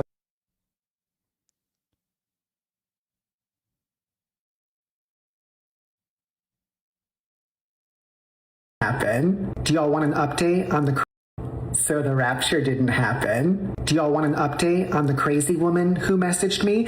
In case you don't remember or didn't see the video, hey Misha, I really love your videos and I know how much you love your dogs. I don't know if you've seen or heard about how the rapture is happening this week, but I live in Waco, only about 1 hour from you, so I was wondering if we could meet up and you could take care of my dog Abigail while I meet our Heavenly Father. I said, ma'am, did you just straight up tell me to my face that I'm not worthy of getting raptured, so I should take care of your dog? She responded, oh, Keisha, don't be sensitive. I just thought I'd ask because you joke around too much about things that are serious to God. You're funny and have a good heart, but you don't give me the vibe that you've submitted to God. That's why I thought you'd be good to care for Abigail. I said, so you're saying I'm hell's designated dog sitter? Listen, I'm sincerely sorry that you've allowed a man and the social media algorithm to make you believe this is happening, but on Wednesday, when you're still here, feel free to unfollow me because you're being rude. Now, she did post a story on her Instagram with this meme. But then today, I didn't even say it. Hold on. Because you're being rude. Now, she did post a story on her. Today is the perfect day. Some rapture. Safe travels. Her Instagram with this meme. But then today I woke up to this. I just know you have something smug to say, but the joke is on you because this was just a test from God to see if we are ready and prepared for when the rapture really does come. The rapture, the left behind, all that's not even biblical. I can lay my head down at night knowing I will be going, still unfollowing you. That goalpost moved so quickly. I said, girl, at this point, I think you and God need to set up a Google Calendar or something because this seems disorganized. And she blocked me. Praise Jesus. That was pretty good. That was all right. What is this? I probably can't show it. I probably can't even play the audio from it, but that's what we're going to try to do without getting a copyright strike. Trump downplays slavery. What's up? I am Leslie Jones, and I am here to give you some straight talk about something that other people are too scared to talk about. Racism. Buckle up, bitches, because I'm not scared. Okay, first, let's start with the racism in the news today. Tonight, President Trump is escalating his war against what he calls the last remaining segment of woke, accusing the Smithsonian of being out of control, where everything discussed is how horrible our country is, how bad slavery was. Oh, are we hurting your little feelings, you bitch? Tell Mr. President, slavery feels bad to talk about because slavery was bad. Honestly, I don't think museums go far enough. If you don't leave an African-American history museum weeping and wanting to give your closest black friends reparations, then they didn't do the museum right. And let me say this, by the way, 40 acres and a mule is not enough anymore. I want 40 acres and a trust fund. How about that? Matter of fact, throw in the mule if you want to. I need something to carry my money. Also, stop throwing around the word woke for everything. Teaching slavery is not woke. It's history. The Black Little Mermaid. Okay, that's woke. But y'all know that it's also not real. Mermaids ain't real. You know what's real? Slavery. We need those museums. Go study. Because when we close the museum, this is what happens. And you cannot tie imperialism and racism and slavery to just one race, which is pretty much what every single exhibit does. But let's talk about the fact that when you anti-slavery, slavery in America was. Do you know that only less than 2% of white Americans own slaves? Wait a minute, hang on. Isn't that the fitness bitch who lied about how I could get abs in 60 minutes? How did you go from counting calories to counting slaves, bitch?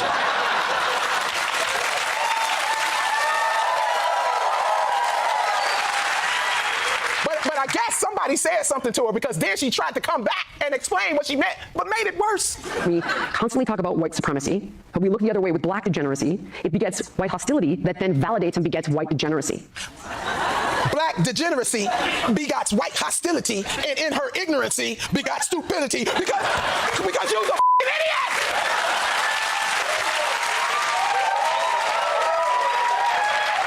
Whoa! Was that bitch trying to wrap us into believing that it's our fault that white people are racist? Ooh, you motherfuckers are good at gaslighting. Black people already don't get credit for so much that we've created in this country, and the one thing you want to give us credit for is racism, bitch? Jillian, you the biggest loser.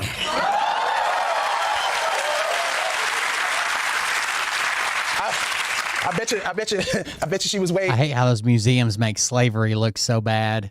It's awful. Nicer when she was fat. It's hard to be racist after a hot meal. You know what I'm saying? In the history of America, black people are the lowest on the totem pole. Well, except for the people who invented the totem pole.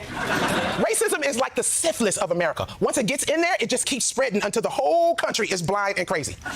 You're not caring right now because it's not happening. Wait a minute. You're not caring right now because it's happening to us, but it will trickle down.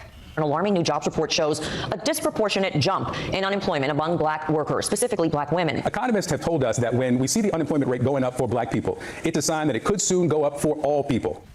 America, you in danger, girl. We keep trying to tell you this is a horror movie. Just because the black guy got killed first doesn't mean that the white people are safe. Because if the black person can't outrun the chainsaw killer, none of y'all can.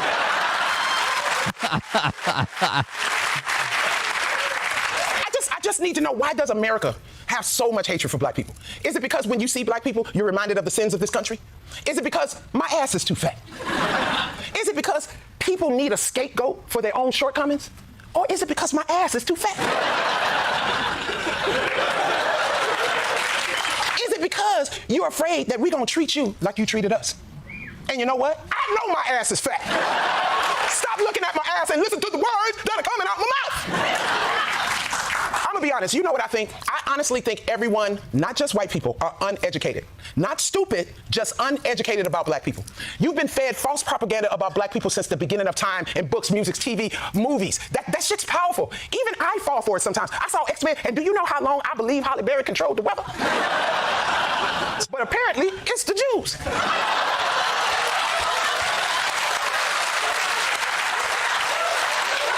Oh, wait, is that propaganda too? Damn, y'all good. Y'all are so good at that shit. See, this is the stereotype that people have. A person talks a certain way or looks a certain way, and everybody wants to make assumptions. When we just want to be treated like everybody else, what do you see when you see us? Do you see us less than human? Do you see us as animals? Why does this shit keep happening?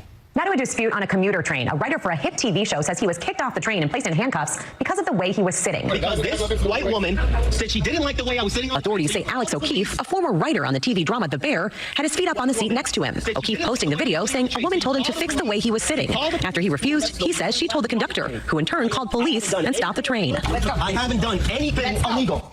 Wait a minute, they arrested a black man for sitting? Why did she get, wait a minute. Is that the bitch who got her seat taken by Rosa Parks 70 years ago?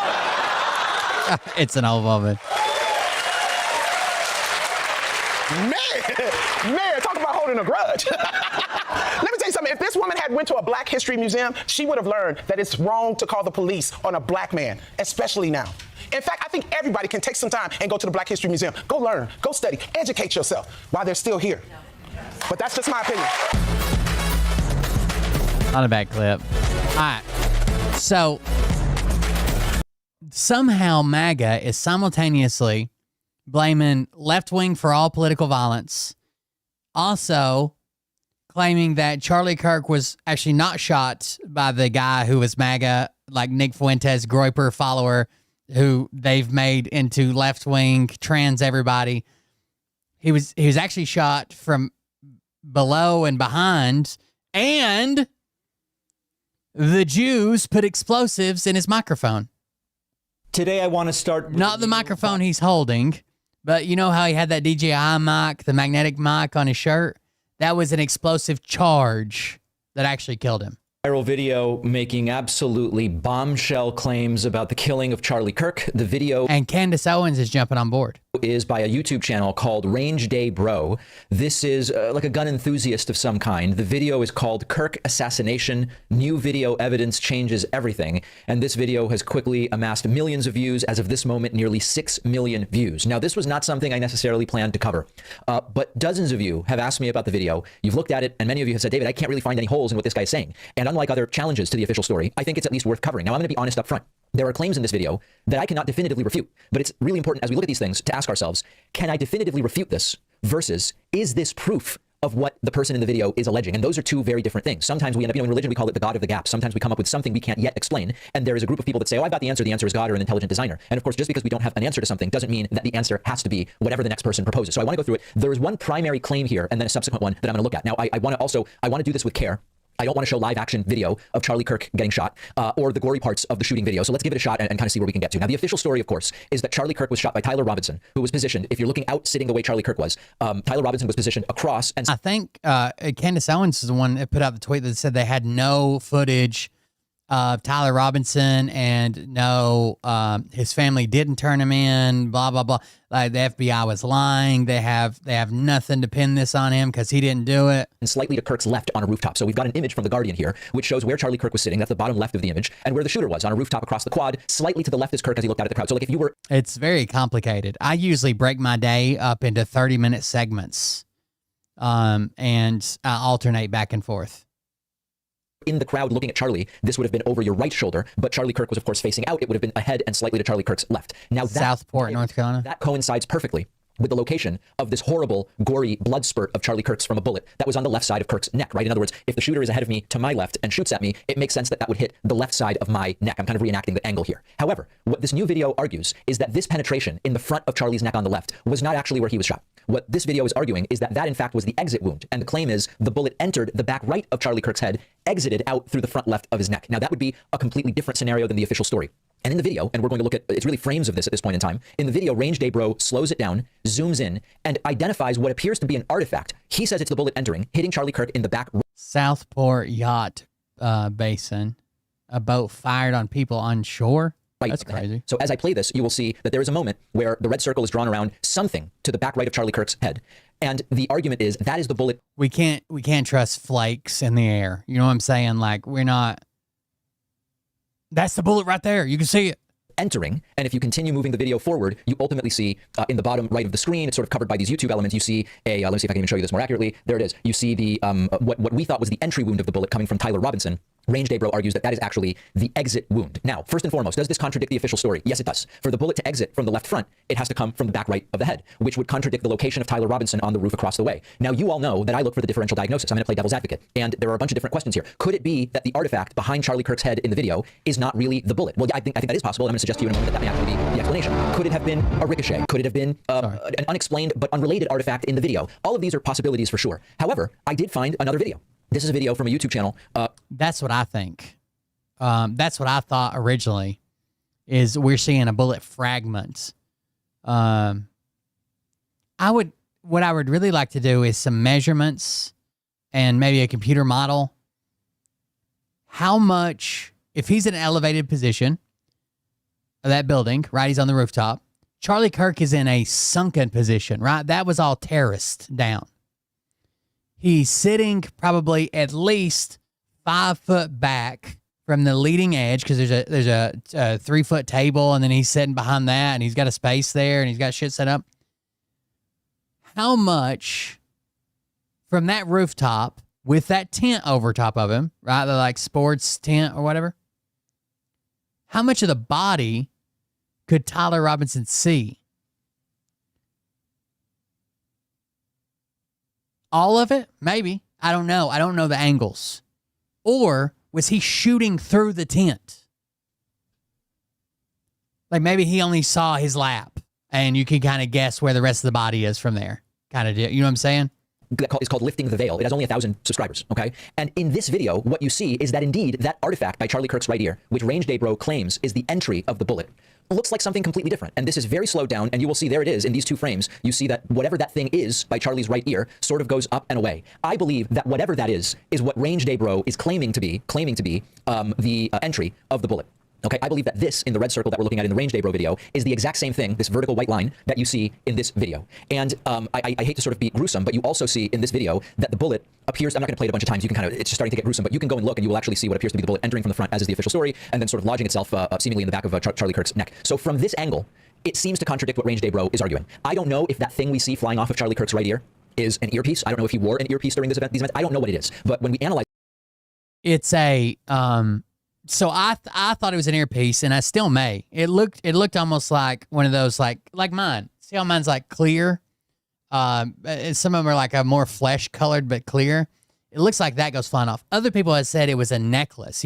There was a necklace he was wearing.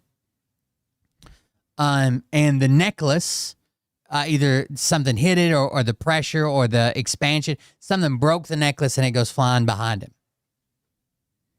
Something like this, we have to ask ourselves, okay, what was the official story? What is the assertion that someone else is making? In this case, it's Range Day Bro. And is there another interpretation? Range Day Bro presents this as if there is no question. The artifact behind Charlie Kirk's right ear is the entry point of the bullet. The neck wound we ultimately see is actually the exit wound. We at least have one other video which would suggest, no, that's not what it is. That artifact is, I don't know if it's shirt fibers. I don't know what it is. But I am telling you that I can't definitively say what Range Day Bro is saying makes ultimate sense to me. So this is now for you to investigate and for others to kind of think about. Now I want to talk about one other thing related to this video. Later in the video, Range Day Bro points to something. Oh yeah, please subscribe if you can. If for a second we were to imagine that rather than being shot from the front across the quad by Tyler. This right here is a potted plant. And I know it looks weird at certain times, and that's because there's glass in front of it, and at certain times we're getting a reflection of it, and it looks like there's 2. They're saying it looks like it's moving. It's not. We're getting a solid thing, and then we're getting a weird reflection from the glass. And if it's really shitty video, right, because it's zoomed in real far, and it's not, they weren't even videotaping this area, they're taping Charlie, and this is just, if it's really shitty video, it almost looks like motion to it, because it looks like one image is fading while the other one's getting stronger, so it looks like a chunky video, right? and instead it's a reflection off this glass panel, and this is a potted plant.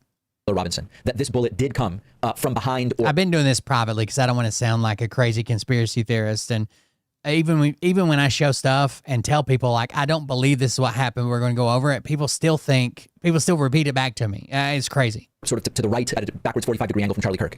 There are people who have pointed to what appears to be a plant. It's sort of at the top middle of Range Day Bro's video here. And there are individuals who have said that is not a plant. That is a person sort of dressed like a plant. It reminds me of the San Francisco Bushman. This is a guy who...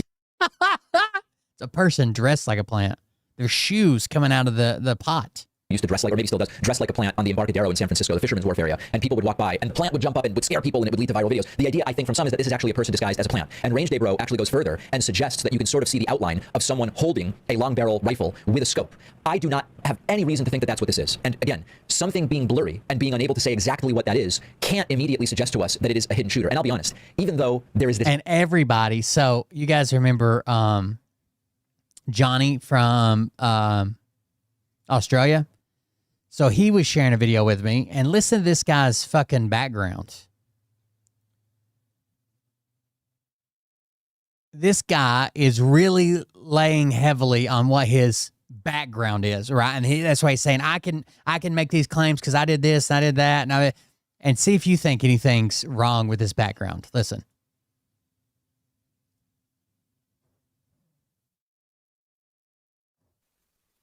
I guess a little background on me is, I attempted to retire from this stuff. It's been about 8 years since I've gotten out of the Marine Corps. That was 2017. I guess we can start there. So I joined when I was 19. He got out in 2017, so 2011, 2017. Or I'm sorry, 2009, 2017. I went to college to do that. I went in the Marine Corps. I went into what's called FAST Company. It's like a QRF type React Force. And we do close quarters combat. We do MOUT is what it's called, MOUT. And then from there, I went to a couple designated marksman schools, learned a little bit about guns, long guns primarily. And then that was about 2.5 years. And then I went into what they call the fleet. The fleet is, I ended up in 1-6. And then I think like 2 weeks into that, I ended up in what's called a stay or some sniper platoon. And then they sent me out to school not long after that. I get through sniper school and went on a MU and obviously a couple of other deployments earlier in MU's Marine Expeditionary Unit. The Marine Corps career. I never spent time in country or anything.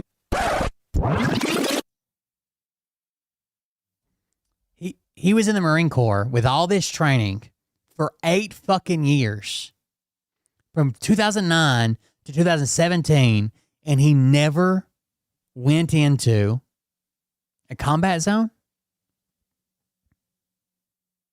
Couple deployments, went on float, went on a MU, never went to a combat zone. You're going to send a Marine to fucking sniper school, and you're not going to get them into a combat zone? The military doesn't waste training like this, okay? Especially when we're in the middle of a war. And then from there, I went to a couple designated marksman schools, learned a little bit about guns, long guns primarily. And then that was about 2.5 years. And then I went into what they call the fleet. The fleet is, I ended up in 1-6. And then I think like 2 weeks into that, I ended up in what's called a stay or some sniper platoon. And then they sent me out to school. Not to mention, he's talking about a fast platoon, QRF. Why the fuck would you be, what are you QRF for? You went to Africa and hung out or what? Like, I don't understand that. Not long after that, I get through sniper school and went on a MU and obviously a couple of other deployments earlier in the Marine Corps career. I never spent time in country or anything. And they sent me out to school not long after that. And it sounds like he got all these schools extremely young. Like usually you have slots for schools and you get them at post-deployment easy. The easiest way to get them is post-deployment. But it seems like all these doors were open for him. He went to all these schools and then they didn't use any of the things they taught him. School and went on a MU and obviously a couple of other deployments earlier in the Marine Corps career. I never spent time in country or anything. Yeah, I was there in 2009. I turned 21 in fucking Iraq. A MU and obviously a couple of other deployments earlier in the Marine Corps career. I never spent time in country or anything. Never spent time in country or anything. But he leans very heavily on it when he's doing these breakdowns.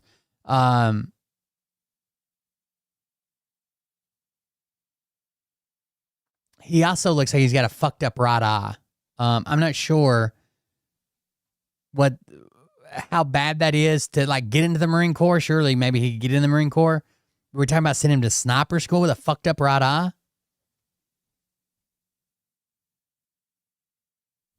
I don't know. General idea that if Kirk were shot from behind, this is roughly where the person would be. I don't even really know that the angle adds up. Now, am I convinced of any of this? No, I'm not. But what I am doing is, dozens of you wrote in and said, what's your thought about this? It seems so open and shut. I don't know that it does. And the questions that I have are, number one, that's what they do. They say, they'll show a blurry image and say, basically we don't know what this image is. It looks like it moves. It looks like it's this. We don't know what it is. But let me show you a picture. Does that not look exactly like this? Or it could be a fucking bush, right? Doesn't mean it's a guy. That we see this artifact kind of fly off and away from Charlie Kirk's ear in other videos, and it certainly does not look like a bullet entry wound. And in fact, from this video from behind, you see that there is no entry. I don't know. Some people keep like you guys know who God damn it, who's the I was just talking about him the other day. Scotty K Fitness, his mustache. I don't like mine doesn't grow in great like between my beard and my mustache. So my mustache on the side is longer to make it look like it's more solid here. Even though these are like really long hairs because there's like a gap here where it doesn't grow in between the two. And it still bothers me. I have to trim it all the fucking time. But Scotty K Fitness and people like that.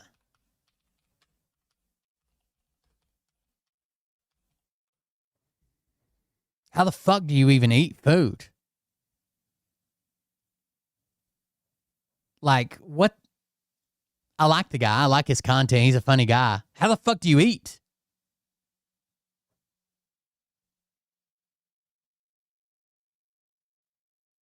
Wound on the back of Charlie Kirk's head. It would seem to... No, he's a weightlifter. Like, he does... That's how he got really big on TikTok. He does like all of his meal prep and all of his stuff and makes it for the week and does the macros and micros and shit. I like his comedy. Obviously, I'm not a weightlifter. I'm a fat fuck, but...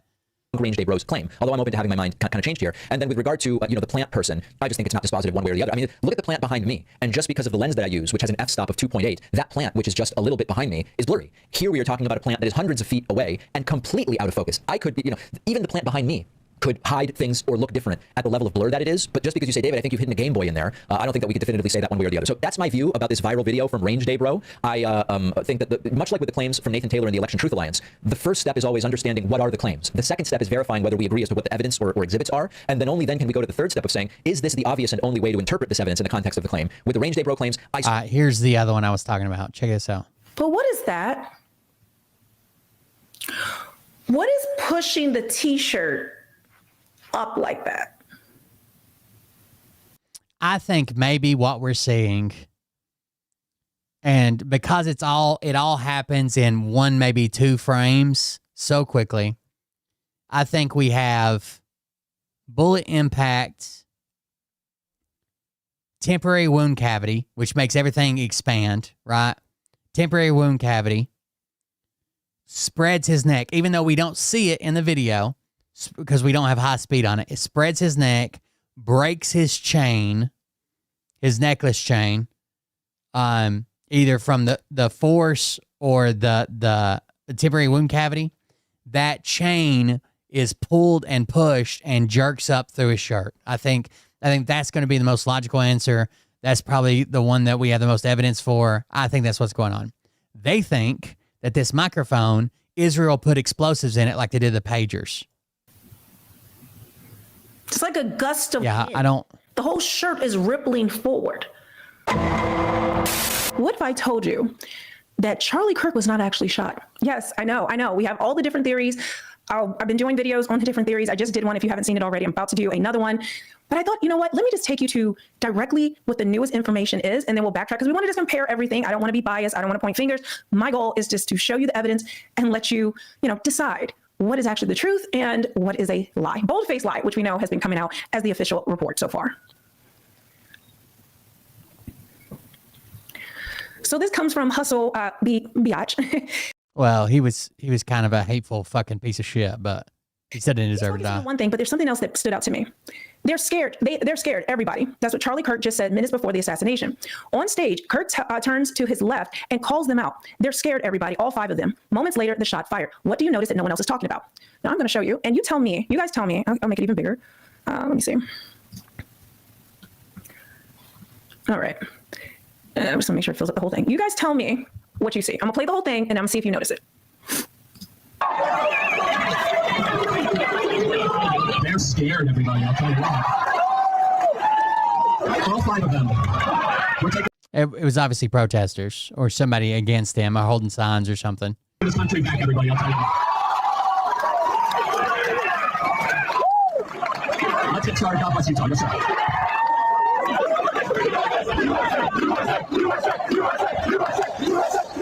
I'm assuming this doesn't show blood or anything. If it does, I'll fucking jerk it down as quick as possible, but it shouldn't. It's on fucking YouTube. Okay, we'll stop it there because did you notice it? Leave a comment if you noticed before I say this, and do not cheat, okay? Let me know if you noticed it before, then you can add another comment just like, yeah, I was right, or edit your comment. Either way, look at this. What is going on? I'm gonna turn off the noise. What is going on here? What is going on with Charlie's hunchback? He looks like the hunchback of Notre Dame. Now, I don't think he has like probably the best posture in the world, but this hump, look at the hump. Weird, right? Let me grab, I'm already tired of her rhetoric. Let me grab, let's try this one. Stu Peters repeats this claim, but somebody on TikTok first made, or X or somewhere first made it. Tyler Robinson didn't kill Charlie Kirk. Charlie Kirk's Israeli security detail killed Charlie Kirk. 2 days ago, I do a video where we examine the shot from behind theory. Yesterday, I have an exclusive video that appears that Charlie shot from the front, and we go through all of that. Okay. Now there has been a video released that is very compelling. Okay, that Charlie was not in fact shot with a gun, but was killed with a device that was right here. And it might sound crazy to you, but just sit tight because there's plenty of footage to look at. And obviously, if he was killed with a device right there, assuming that you are familiar with history within the last 18 months of where people were killed with remote devices at a state actor level, then you already know why people are entertaining this theory very seriously. When you look at it. And here's the thing. Okay, this is the really important part. Let's say that this is all exactly correct, and it is very compelling when you look at it. Okay, there's a lot of other questions to answer. It's not compelling. It's a blur. Might or might not of a state act for you. Okay, and say my thing. I mean, like theory, which with 3 different videos, 3 different theories. Okay, whoever did this goes down for it. Okay, like I just want to make sure that the right person goes down for this. Okay, and if this ends up not being accurate, for some reason, I mean, look like got shot from the front, look like got shot from the back. If this ends up not being accurate, okay, the witnesses, everybody like that. So okay, listen, guys. And then I'll talk about from, and then we'll pause, look at who is the person responsible, and then there's some aftermath that is the most important part, in my opinion. Tyler Robinson didn't kill Charlie Kirk. Charlie Kirk's Israeli security detail killed Charlie Kirk. That is the explosion from Charlie Kirk's lavalier lapel. There it is. It's a blur. It's a white blur. And they're somehow saying that's an explosive device going off. Because we know every time we see something blow up, it's a white blur. Mike, want to see it again? Bring it in closer. Remember when we told you that was absolutely an exit wound? Yeah. That's a microphone, by the way. It's at a weird angle. It's connected by magnets, more than likely. And it's for when he posts on social media, right? He has this microphone where as a PA system, he's addressing the crowd. This feeds into his videographer's camera, or they're recording it separately, but it gets synced up, and they use that for, it's in all his videos. You can go back and look. Sometimes it's a different brand. I don't know if he was testing different ones, or certain ones did better in certain areas or certain weather conditions. I don't know what they were doing, but there's usually a lapel mic on this side, clipped on magnets, something on this side. It is. Check the trajectory of the round that was deployed from that lavalier lapel mic. That went directly from Charlie Kirk's lapel. That went directly from underneath Charlie Kirk's white t-shirt up through his neck and created the exit wound that we told you was an exit wound immediately when we saw that exit wound. First, we had exploding pagers. But again, I don't think people understand. Hold on.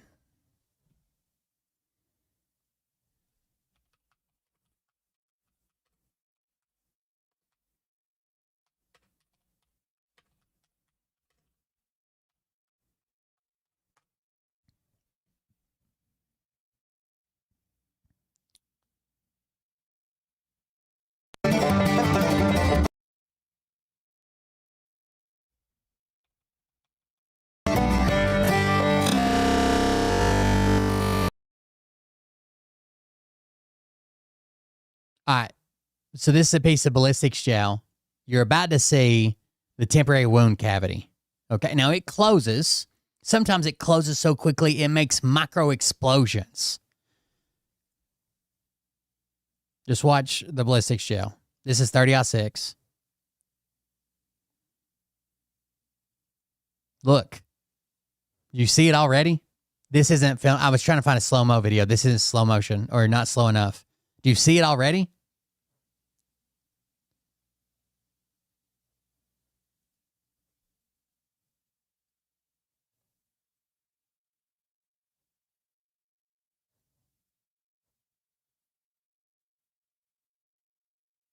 Definitely enough to break his chain. Definitely enough to pull the charm. Definitely enough to lift his shirt in that area because he's wearing this chain or whatever the fuck it is. Look how mangled it is.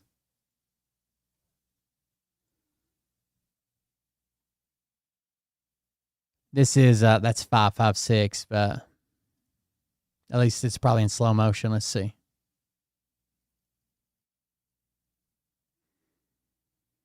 Look at this expansion. So this is what was happening in his neck. Down through his chest cavity. This is a smaller round.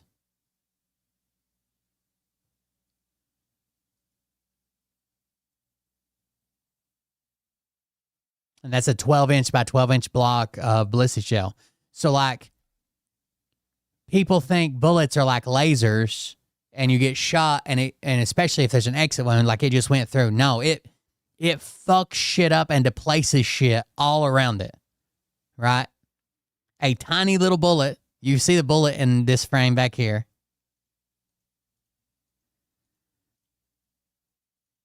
A tiny, tiny, tiny little bullet. It is literally smaller than my cursor. Okay, this is 12 inches by 12 inches. Probably by, I don't know, 30 inches. It tumbles, right? So it tumbles and makes this a little bit bigger channel. And look how big this channel opens up. And then slams back closed. And that's the secondary explosion from where it slammed back closed. That's just for compression.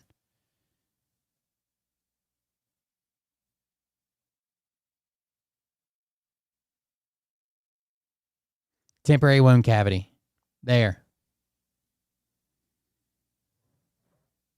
That's where your vital organs are. And the interior, like, it, even though we can't see it on video because we're watching off a bunch of fucking cell phones, right? Even though we can't see it on video, there had to be some expansion. And that expansion, especially when he's completely stationary and as fast as it happens, broke his chain. We can see part of the chain go flying at one point. We don't get a whole lot of neck shots, so it's weird. I understand. Broke his chain. The charm from the chain, while the chain's being ripped apart, the charm from the chain lifts his shirt. That's where we get the blur. That's where we get the shirt lift. Chain goes flying off the back, and it seems that, according to the FBI, we don't have an exit wound, which is weird. I'll agree. It's so weird that if the FBI is setting this up as a clean shot, it's so weird. I've seen tons of footage. I've seen firsthand shots. I've dressed fucking wounds on the battlefield. Like, I've seen a bunch of this shit, and I thought we were probably seeing some type of ricochet and shrapnel, right? The shot was missed. It bounced up, hit him, done. It's so weird. But, again, bullets do weird things.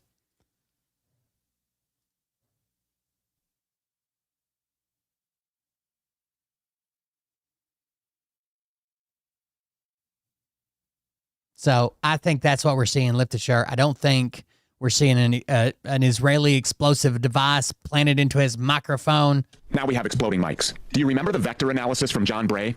That proves that all of the activity came from the mic that Charlie Kirk was wearing. Remember? No, it doesn't. What it proved was that, okay, imagine you're a rag doll. No, imagine you're weightless in space. Okay. I'm stationary with my full weight, and you're weightless. We're on the space station. And I punch you in the fucking throat. Okay? Your head is going to come forward, and your chest is going to come forward because the only thing going back is your fucking throat. So everything else left in space is going to go forward. It proves that from this area was being pressed back so quickly that everything else was whiplashing, trying to catch up. The palm gun guy in the brown shirt, that shadowy looking guy with the sunglasses. Yeah, he pushes the detonator. Clear as day.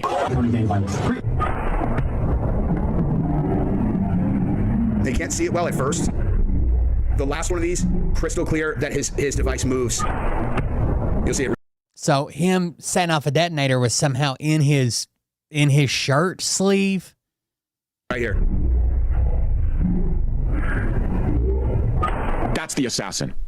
I literally cannot believe the collective power.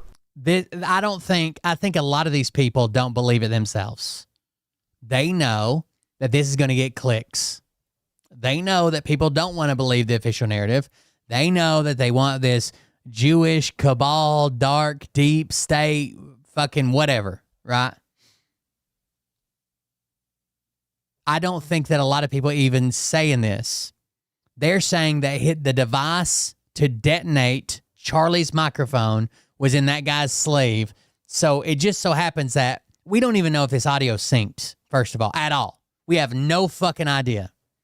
What are the delays and microseconds, milliseconds? How much time would it... The guy, it just so happens that when he touches his sleeve like this, there's a pop in the background from the shot. Of the internet when everyone is focused in the one direction. I realize like there's a lot more to this, and I don't want to derail it. I'm sure you guys are captivated by this because there's a lot more coming, but I need to pause it right here and say the following.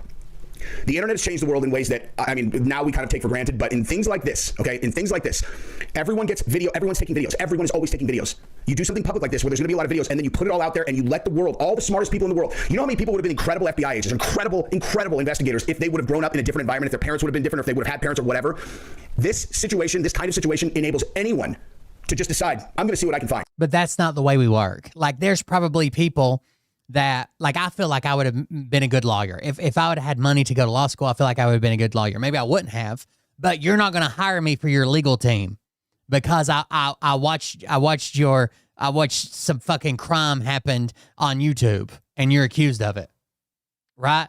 So yeah, there may be people that would have made amazing investigators. They're not the investigator though. There's people that would have been amazing fucking doctors. Maybe they would have cured cancer. You're not going to let them treat your cancer, though, right? Obviously not. And then you reach out to people like Candace or me or whoever, and these exclusive things go out, and then all the rest of us get to collectively analyze, and then the rest of you guys get to go and investigate off of that. You give me the FBI, I double raise you, the collective internet, all of us together. That's the guy that pushes the detonator, which perfectly aligns with the explosion that pushes that projectile. Again, we can't say that. We can't say it perfectly aligns. We have no idea.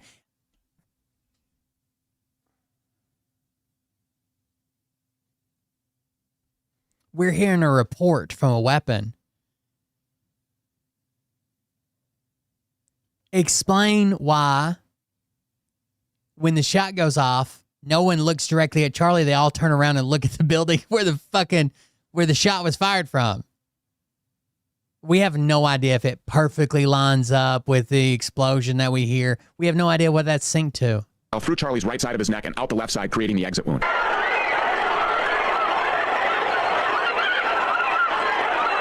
This is the part where I got sold. I'm just gonna tell you that right now, okay? So pay. You understand there were people in the car with them looking for an exit wound while they were on the phone with 911, right? And you're saying they completely missed the entrance wound from an explosive device, and they found the exit wound and said, no, we just got one. Real close attention right here. This is where I got sold, where I was like, oh my God, this is it. It just looked like the chaos that you would expect after someone was publicly executed in broad daylight in front of 3,000 people. But in no way did that trigger man, that assassin in the brown shirt with the sunglasses act alone. We have video now that shows the handoff of this remote detonator.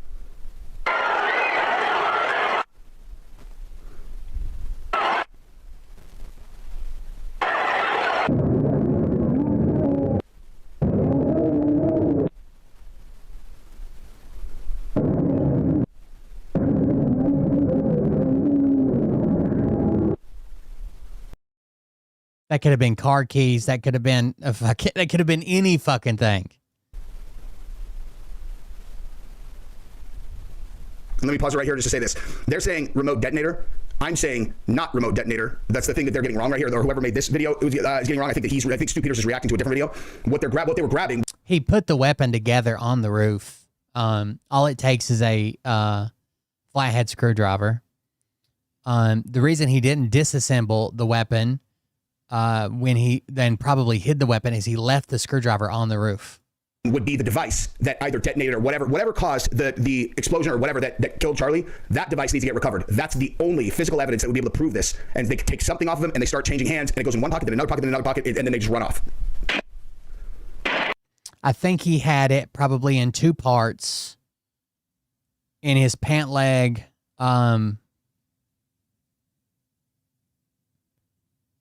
And backpack maybe, and then he put it together on the roof. He left the screwdriver on the roof. took his towel, screwdriver probably rolled off because it was off center from where he fired from, and then jumped down and stashed it in the woods. I think we watched. Did we watch that on stream?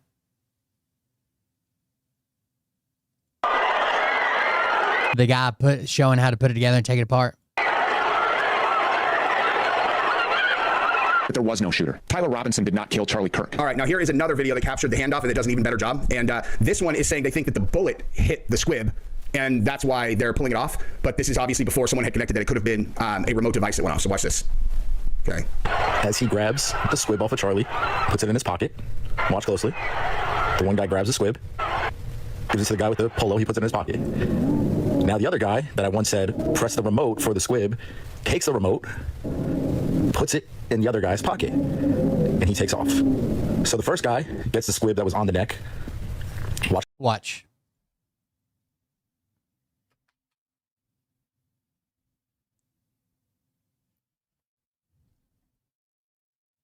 That he had a gun in his pants. Well, a lot of people thought We saw someone prove this is possible, 100% with a limp. that it was something like this, the trouser Mauser, and they started a certain brain used to take the shot. I've already went through another video discussing how easy this gun is actually to may have been broken down and transported, and how it may have or may not have had an outward appearance to either maybe confirm what the FBI is telling us or maybe disprove it. I know that there's a high probability that this gun was broken down and transported like they say it was. So we'll go through a few. Okay. I've got this thing disassembled. It basically comes apart into 4 groups, or four components, maybe 5 depending on the application. Immediately, the stock assembly comes off. That is going to measure just under 30 inches, and there may be some variables in the gun that was used. There are different stock lengths out there. There's different lengths of pole, different fore-end lengths. The one he used looked like it was pretty much standard. It didn't look like he cut anything off in the front end. He also didn't have any slings mounted that I can get any kind of clue on in the photos. I didn't see a sling swivel. He wouldn't have needed one in his application, so I have removed it, and it's out of the discussion. So this is the actual part of the firearm that is the most important, the barrel and the receiver assembly. The overall barrel length on this is, looks like it's about a 22 going from the chamber forward, and the overall length of this component is just about 31 and a half inches. I did leave the scope on. We do know that there was a screwdriver allegedly found at the scene. It's very easy that he could have removed the scope if he needed to for transport, but I think And not unless he's got return to zero mounts. he thought this out, he probably tried his best not to remove that scope because it may have affected the zero on his rifle. We've got 2 pieces that are roughly within 30 inches. We've just taken the overall length of that rifle down by 14 inches. When you pull the trigger, it goes boom. So those could have went in the back. Itself, a lot of rough space here. Same thing with on the underside. Let's get the most important thing out of the way. You could theoretically take the shot without the stock. All you really need is this and a bolt. You wouldn't want to hang on to it, but it's possible. So let's get the first thing out of the way. I'm assuming that since this was the longest piece and that it was causing so much hiccup in his giddy up, that this is probably maybe what was sitting on his right leg. So I'm going to go ahead and throw it in my pants here. All right. Right now, as it sits, the muzzle of the rifle is just below my knee, which would go to the fact that we saw him moving with no hip movement, but he was still able to move his knee. I can still bend my knee. And the walk was very slightly outside of me. Now, we have seen some video of him, or the still images. We didn't see video, but stills when he was approaching stairs and his arms were out. I do have my arms out, and the barrel on the receiver is not falling down. I wouldn't want to move very much like that, but it's possible. I'll take his ace bandage. Now, I am somewhere between 5'10" and 6 foot, depending on what pair of shoes I'm wearing and what convenience store I'm leaving that day. He's also, I wonder what that looks like. Should we go out in my stairwell here and look? Okay, so we've seen photos of him on the stairs. We've never actually seen video of it, but I'm gonna go up these stairs and see how it was, because in that one, a couple of shots, he's got his arms out. He's walking up the stairs. It's not out of the realm of possibility that you can walk. I don't see some of... This guy has a... This wasn't even the video I was looking for. I was looking for...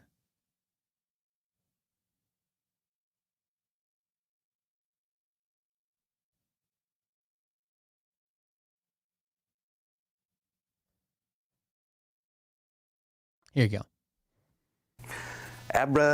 Before we get into that one, check this out. It says... We solved it.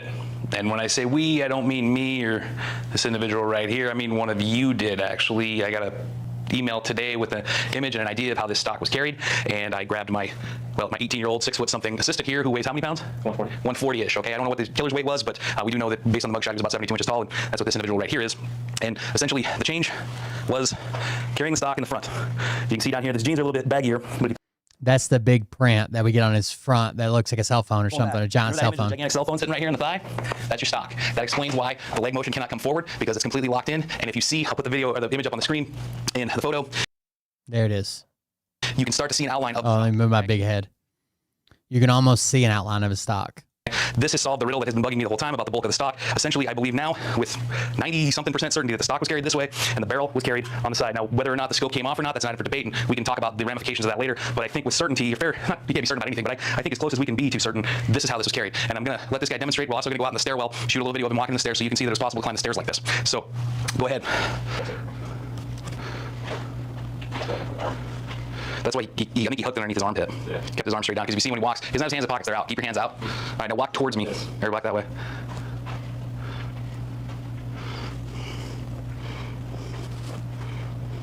Pull your hand up when you come back the next way. But when you show me the other side the next time, keep your hand off of it. All right, now try. All right, walk straight at me.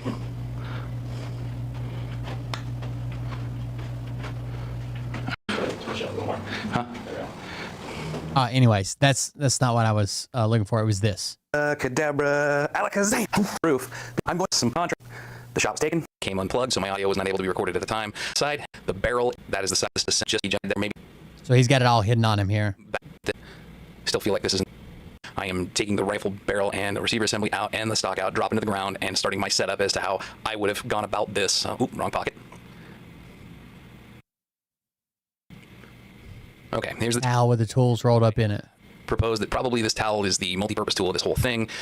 If I were going to be setting this shot up, especially in the rocks on a roof, I'd definitely want something to lay on. So I've just wrapped up all of the things that are in the official narrative in this towel. We're back on the roof.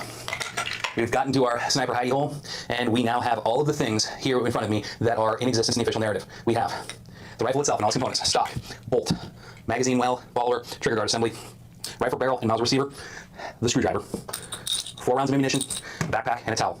I pulled this out. I couldn't bend down in this position with these pieces in my person, so they had to have come out. I sat down. He produced the towel. We have everything here. Okay, I'm going to assemble this Mauser into, back into position to be ready to fire. And I'm going to show how quickly and easy this is done, because a lot of you didn't see the first video. So, here goes.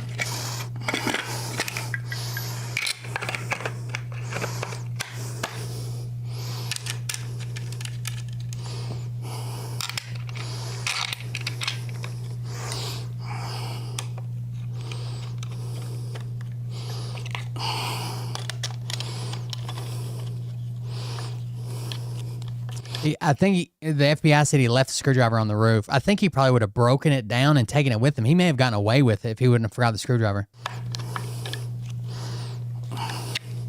Or had a better chance of getting away with it. Rifle is back to the buttstock. Bolt going in. Okay, I have a completed rifle. Now I'm going to load it. This rifle was set up for when my dad was hunting. It's only able to carry 3 rounds in it. Those were the laws where my dad hunted, when my dad hunted. So for our purposes, we're only going to put 3 in. His may have been different. That's okay. But we have 4 rounds in existence. I'm now thin build with a baggy shirt. Exactly. Ready to fire. This gun is loaded and it is hot. And if I pull the trigger, it's going to go off. So for the rest of our demonstration, I'm going to unload this rifle just for safety's sake, okay?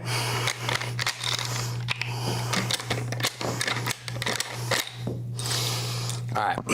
So one thing I was always taught is I don't know how definitive it was, his shot he took. Like, did he know, like, oh, that's a fucking Charlie Kirk's dead? But one thing you never want to do, so he's in the prone position.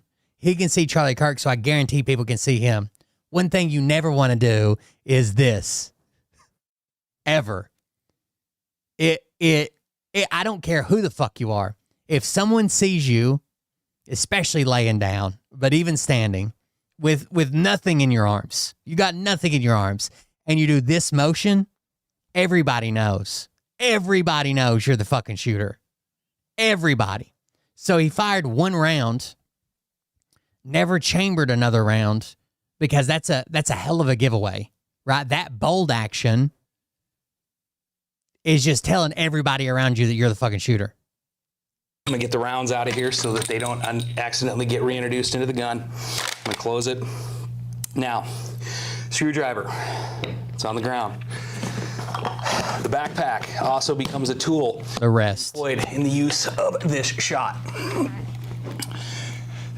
It now gives us a rest. If we're prone, the thing about distance rifle shooting is not only are you fighting against physics and everything else out there, but you're fighting against yourself. Because if your heart rate's up, it's going to affect the movement you put into the gun. Watch as I breathe. Watch the tip of the muzzle. It moves. It moves, right? Well, you use this rest. You can take some of that out. Slowed it down to regular speed for the reassembly. Now it's on a stable surface. Our guy sees Charlie come out. He waits for him to sit down. This is important. Now he has a stationary target. Charlie Kirk was 6'5". This is not a small target we're aiming at. And our initial reports were that the shot was taken at 200 yards. I pulled the tape from where I think the shot came from. I think it was more like 130. So even if we knocked some of this... What did we get? 100, 140, 150? I rounded it up to 160. But I think we were measuring like 140, 150. Transport, I think the margin of error is well within the ability to put a kill shot into the zone that he was aiming for with no problem. He also could have missed high. He could have been aiming right dead center in Charlie's chest, and the bullet walked It would have been very, very, very, very stupid to aim for the neck. up a little bit and took him out of the neck. Either way, with a 30-06 round, anything, pretty much. I don't think he took into account elevation, right? Because he's shooting downward on a target in a hole, plus he's 2 stories high. I think he was probably aiming in center mass and it climbed on him. This zone here is going to kill you. So, we take the shot. Now, rifle choice comes into play here, and it also tells me more about the character of the individual and how he wants to survive this shooting. The guy in Butler, the nut job, he showed up with an automatic rifle, and when the first shot didn't get the job done, he just started spraying. And I bet that he would have continued to spray until the gun was empty or until somebody ultimately put a bullet in his head like it was done. This guy. It depends on how bad you want to live, right? Like, what he's saying now, you could have stayed and verified and even added follow-up shots, right, to make sure. But you're probably going to die there. Used a much more accurate rifle with much more power from safe distance for him to make an exfiltration. Now, why wasn't there a second shot fired? Simple. The first shot did the job. His target was down. He might not even know that. He might not even know. He might know that the security guard jumping everywhere, especially after he shoots, because if he's using the scope, it's just from the recoil, the scope's not going to be a target anymore. Maybe he stayed there and scanned the scope again and saw blood or whatever, right? But he might not even know that. He might think, I got one shot. I've got to get the fuck out of here or they're going to kill me on this roof. Whether he died instantly or he died 30 minutes later, Charlie Kirk was not going to survive that shot. If you want to learn more about long-distance shooting with bolt-action rifles, go read Marine Sniper, the story of Carlos Hathcock, who was the greatest American sniper before Chris Kyle came along. Carlos Hathcock stalked the jungles of Vietnam with a Winchester 70 rifle, chambered in 30-06, and made shots well over 1,000 yards to dispatch men. Now, why didn't he put another round in the chamber? Well, A, the job was done, or B, anybody remember Red Dawn? I'm not talking about the Hemsworth one, I'm talking about the original classic. There's a line in there. Never shoot twice. Why? Shoot twice, they can find you. I used to read a lot about Jedediah Smith and Jim Bridger. And the Blackfeet, if you shot twice, we know right where you were.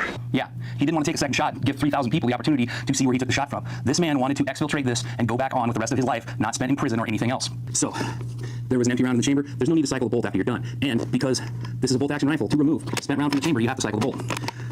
Now, like a lot of professional snipers, Marine, like the people that are trained in sniper tradecraft won't automatically cycle the bolt right afterwards. Why? Because this motion can give you away. Yeah, it's a flag. Why did he dump the rifle? Well, you still, when you're trying to get away from the scene of the crime, don't want to leave any evidence. And this man was not a stupid man. He just, well, we'll get to why. He left the screwdriver. I think he would have broken down the rifle when he got to the woods. Maybe even got it back on him the way he carried it originally. The rifle was wrapped in a minute. So, what happens after the shot? We see in the video that the timestamp is somewhere around 12, 23, and 40-some seconds. Yeah, especially for someone that's never been in that position, right? Even like military snipers have exercises to calm themselves down, to concentrate, to get their breathing under control, to fire on empty lungs. I don't believe that's enough time to want to take this rifle apart and disappear. Plus, if I've got a head start on somebody who's going to be coming after me, I'm not going to give them more time to catch up to me by putting this rifle back together. What I'm going to do is I'm going to make this rifle as concealable as possible with what I have around me. So I'm going to take the shot, take the backpack out of the way, slide the rifle down, move out of the way. Take a towel, wrap the rifle in the towel. Okay, grab the rifle, grab my backpack, and I'm gone.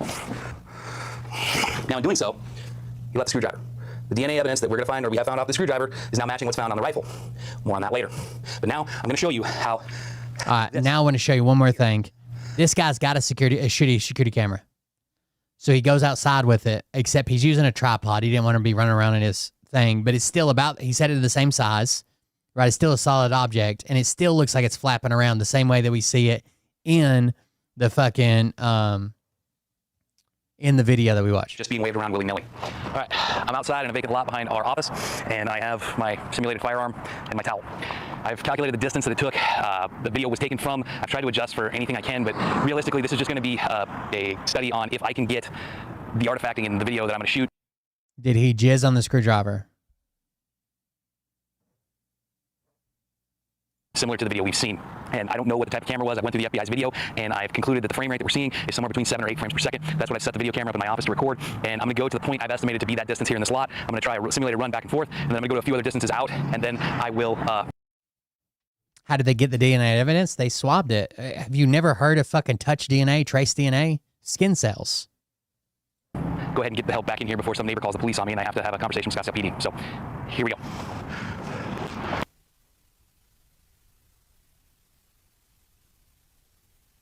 So he's trying to set the distance here. Out to BD. Wrap this towel, and I'm going to make as close as I can to how it looked when it came off that roof. I think it's less than like 10 skin cells from the outermost layer of skin is enough to get a DNA profile. Something like that. It's going to be like this. I'm going to keep it wrapped up as much as I can. All right, so I'm going to pick the rifle up off the ground like he would have and proceed to run about 25, 30 steps that way. I'm going to keep stepping back until I can do that and get it right, or somebody calls the police on me, all right? Ready? Pick it up. It up to him. He's carrying it like this as he's looking around. It probably wouldn't be enough to say we swabbed this, so it's not as accurate as like a fucking, obviously like a mouse swab or something. So it probably wouldn't be enough to be like, we found your DNA on this screwdriver and it matches you, and the screwdriver was on the roof. But it's absolutely enough to say we found DNA that matches this screwdriver also on the firearm that we found, and we know the firearm that was used, and the firearm goes back to this family, and the family is Tyler Robinson.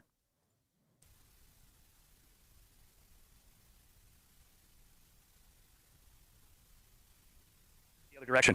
I should be stepping my way around here, but I just don't want to be out here any longer than I have to trying to demonstrate this because the police are going to get called. Okay, so I'm going to hold the rifle on the other side of me. That's kind of what we saw. I'm just going to run with it. Is the muzzle disappearing in the video as I run? Close to my body. Is it disappearing? I don't know. Okay. His mic cuts out, but he does a good job recreating the security cam footage that we see. Do it one more time. I'm going to wrap it. I'm going to pick it up, and I'm going to run. Here. Still flapping around on both ends, trying to hide it. Here to me, is it making any difference? I don't know. Just the fuck out of there and then change your clothes. All right, I'm gonna go inside because I think I've got far enough away to make this work. So I'm gonna get rid of this stick. I'm gonna collapse it in. Just don't want to have that conversation today. So hopefully this was good enough. That is weird, sitting here thinking about it, fucking weeks later. But how many criminals commit crimes without gloves? All right, I am smoked. It's 8:45 here local. I need to get out of here and go to bed. I just finished up the edit for everything else you've seen before this. I was going to speak to why the rifle ended up in the bushes where it was, and I had something in my mind earlier that maybe the suspect was inside of cover and he needed to move to his vehicle, and he saw that there was a person that could have identified him or saw him get in the vehicle with something that appeared to be a rifle that would then trigger a APB for that vehicle once the shooting had been made aware to the general public and people were coming through with tips. Today, apparently, while I was doing all this, the charging documents got released. And there's an exchange in here between the suspect and his boyfriend, and he basically says that he stashed the rifle while he went to go get the car, and he was going to double back to pick the rifle back up. He'd left it wrapped in a towel in the woods, but when he came back to pick the rifle up, there was already law enforcement activity in the area. So he was going to wait it out and hope that they just bypassed it in the search and he would pick it up and retrieve it. It was important for him to want to retrieve it because apparently this was Granddad's gun. So further along in the story here, apparently his father was then asking him, when his father was realizing what was going on, to send him pictures of his gun because he wanted to know that he still had it in his possession. This was, the dad realizing what his son had done and wanted proof, and that was pretty irrefutable proof if the kid couldn't produce a picture right now of the gun, that the gun was probably there. Speaking to the point of why the photos that we've seen, the only photos of the firearm we have seen, show it in a box when it was stashed in the woods, and I've got a simple answer for that. Those photos aren't official photos. They were not released officially by the FBI or the State Patrol. That is FBI. Firearm collection sample box or whatever. It gets bagged after that. Source gave those photos to a news agency, and a news agency passed those on. So my guess is that the rifle had been picked up by whomever had discovered it and was going to be placed into a box for shipment to the ATF and either a passerby. You guys remember Casey Anthony? Was that her name? Casey Anthony, they used trace touch DNA off the duct tape that was around, what was her daughter's name?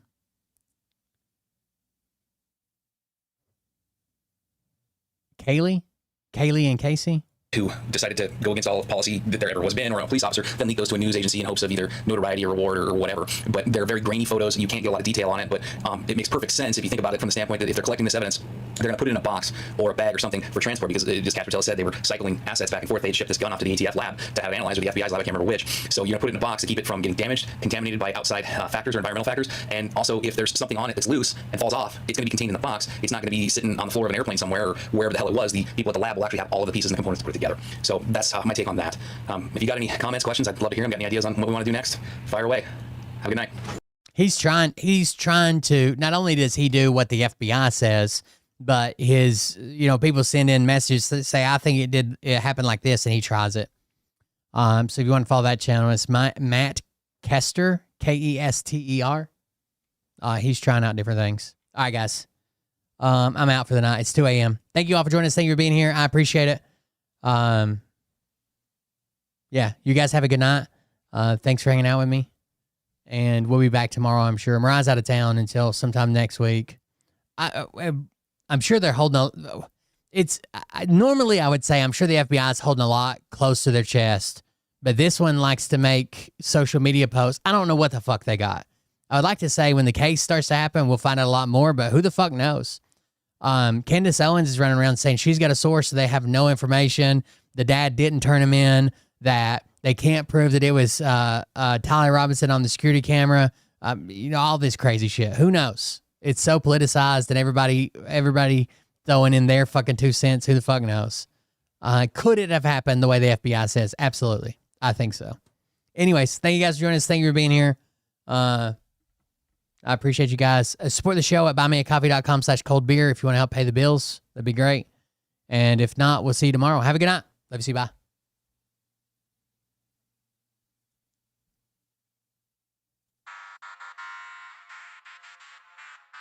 But I can tell you this about if this douchebag happens to see this particular show, you don't have the forking balls to call out the people on this planet by name and tell them exactly who they are and tell them the rest of the world who they are. You don't have the forking balls. You don't have the balls. Okay, Scott. Here we go, I think I started some shit. Piss them off, it's about to get lit. Get the place in the best, you know that stage is set. You better buckle up, cause you ain't seen none yet. Here we go, I think I started some shit. Piss them off, it's about to get lit. Get the place in the best, you know that stage is set. You better buckle up, cause you ain't seen none yet. And they say that I'm a lunatic. Well, listen, bitch, I came equipped with a quick wit and a 6th sense for the stupid shit. Where my true believer? Y'all need Jesus. Praise the Lord, head to the extreme. All these false fucking prophets who profit off of gossip. Worshipping drums, cocking, begging for a throat deposit. Swinging fucking meat hammers like four in a thong. He's strapped to the shaft, eating his chest like he's King Kong. I'm actually watching a video, but thanks. Your gut burst. I'll be your huckleberry, I can quench that thirst. Baby eating lizard people, alien sex. What's next? Trump in a dress, fucking Flynn on his desk. A retard in a vest, climbing up 5G towers. Cause you told him if he did, he'd get fucking superpowers. Here we go, I think I started some shit. Piss them off, it's about to get lit. Get the place in the best, you know that stage is set. You better buckle up, cause you ain't seen none yet. Here we go, I think I started some shit. Piss them off, it's about to get lit. Get the place in the best, you know that stage is set. You better buckle up, cause you ain't seen none yet. I used to find clues too when I was high on shrooms. I found myself a tunnel that led to Jason Q's bedroom. Open his closet, I found some of his meat rockets. I strapped it to my shoes and then I flew through the roof. I found myself in orbit strapped to an F-16. High on amphetamine, with Trump in between. Put on a light coat of baby oil and saluted the troops. He tapped me on the shoulder and said, "This is gonna be it." Whoa, wait. Stop. What? I'll get my files. What are you doing? It's a... Stop. Hold on. Fucking stop. Dude, come on. Seriously. My mom's an alcoholic. Give me a... Oh, my God. Damn it. Here we go, I think I started some shit. Piss them off, it's about to get lit. Get the place in the best, you know that stage is set.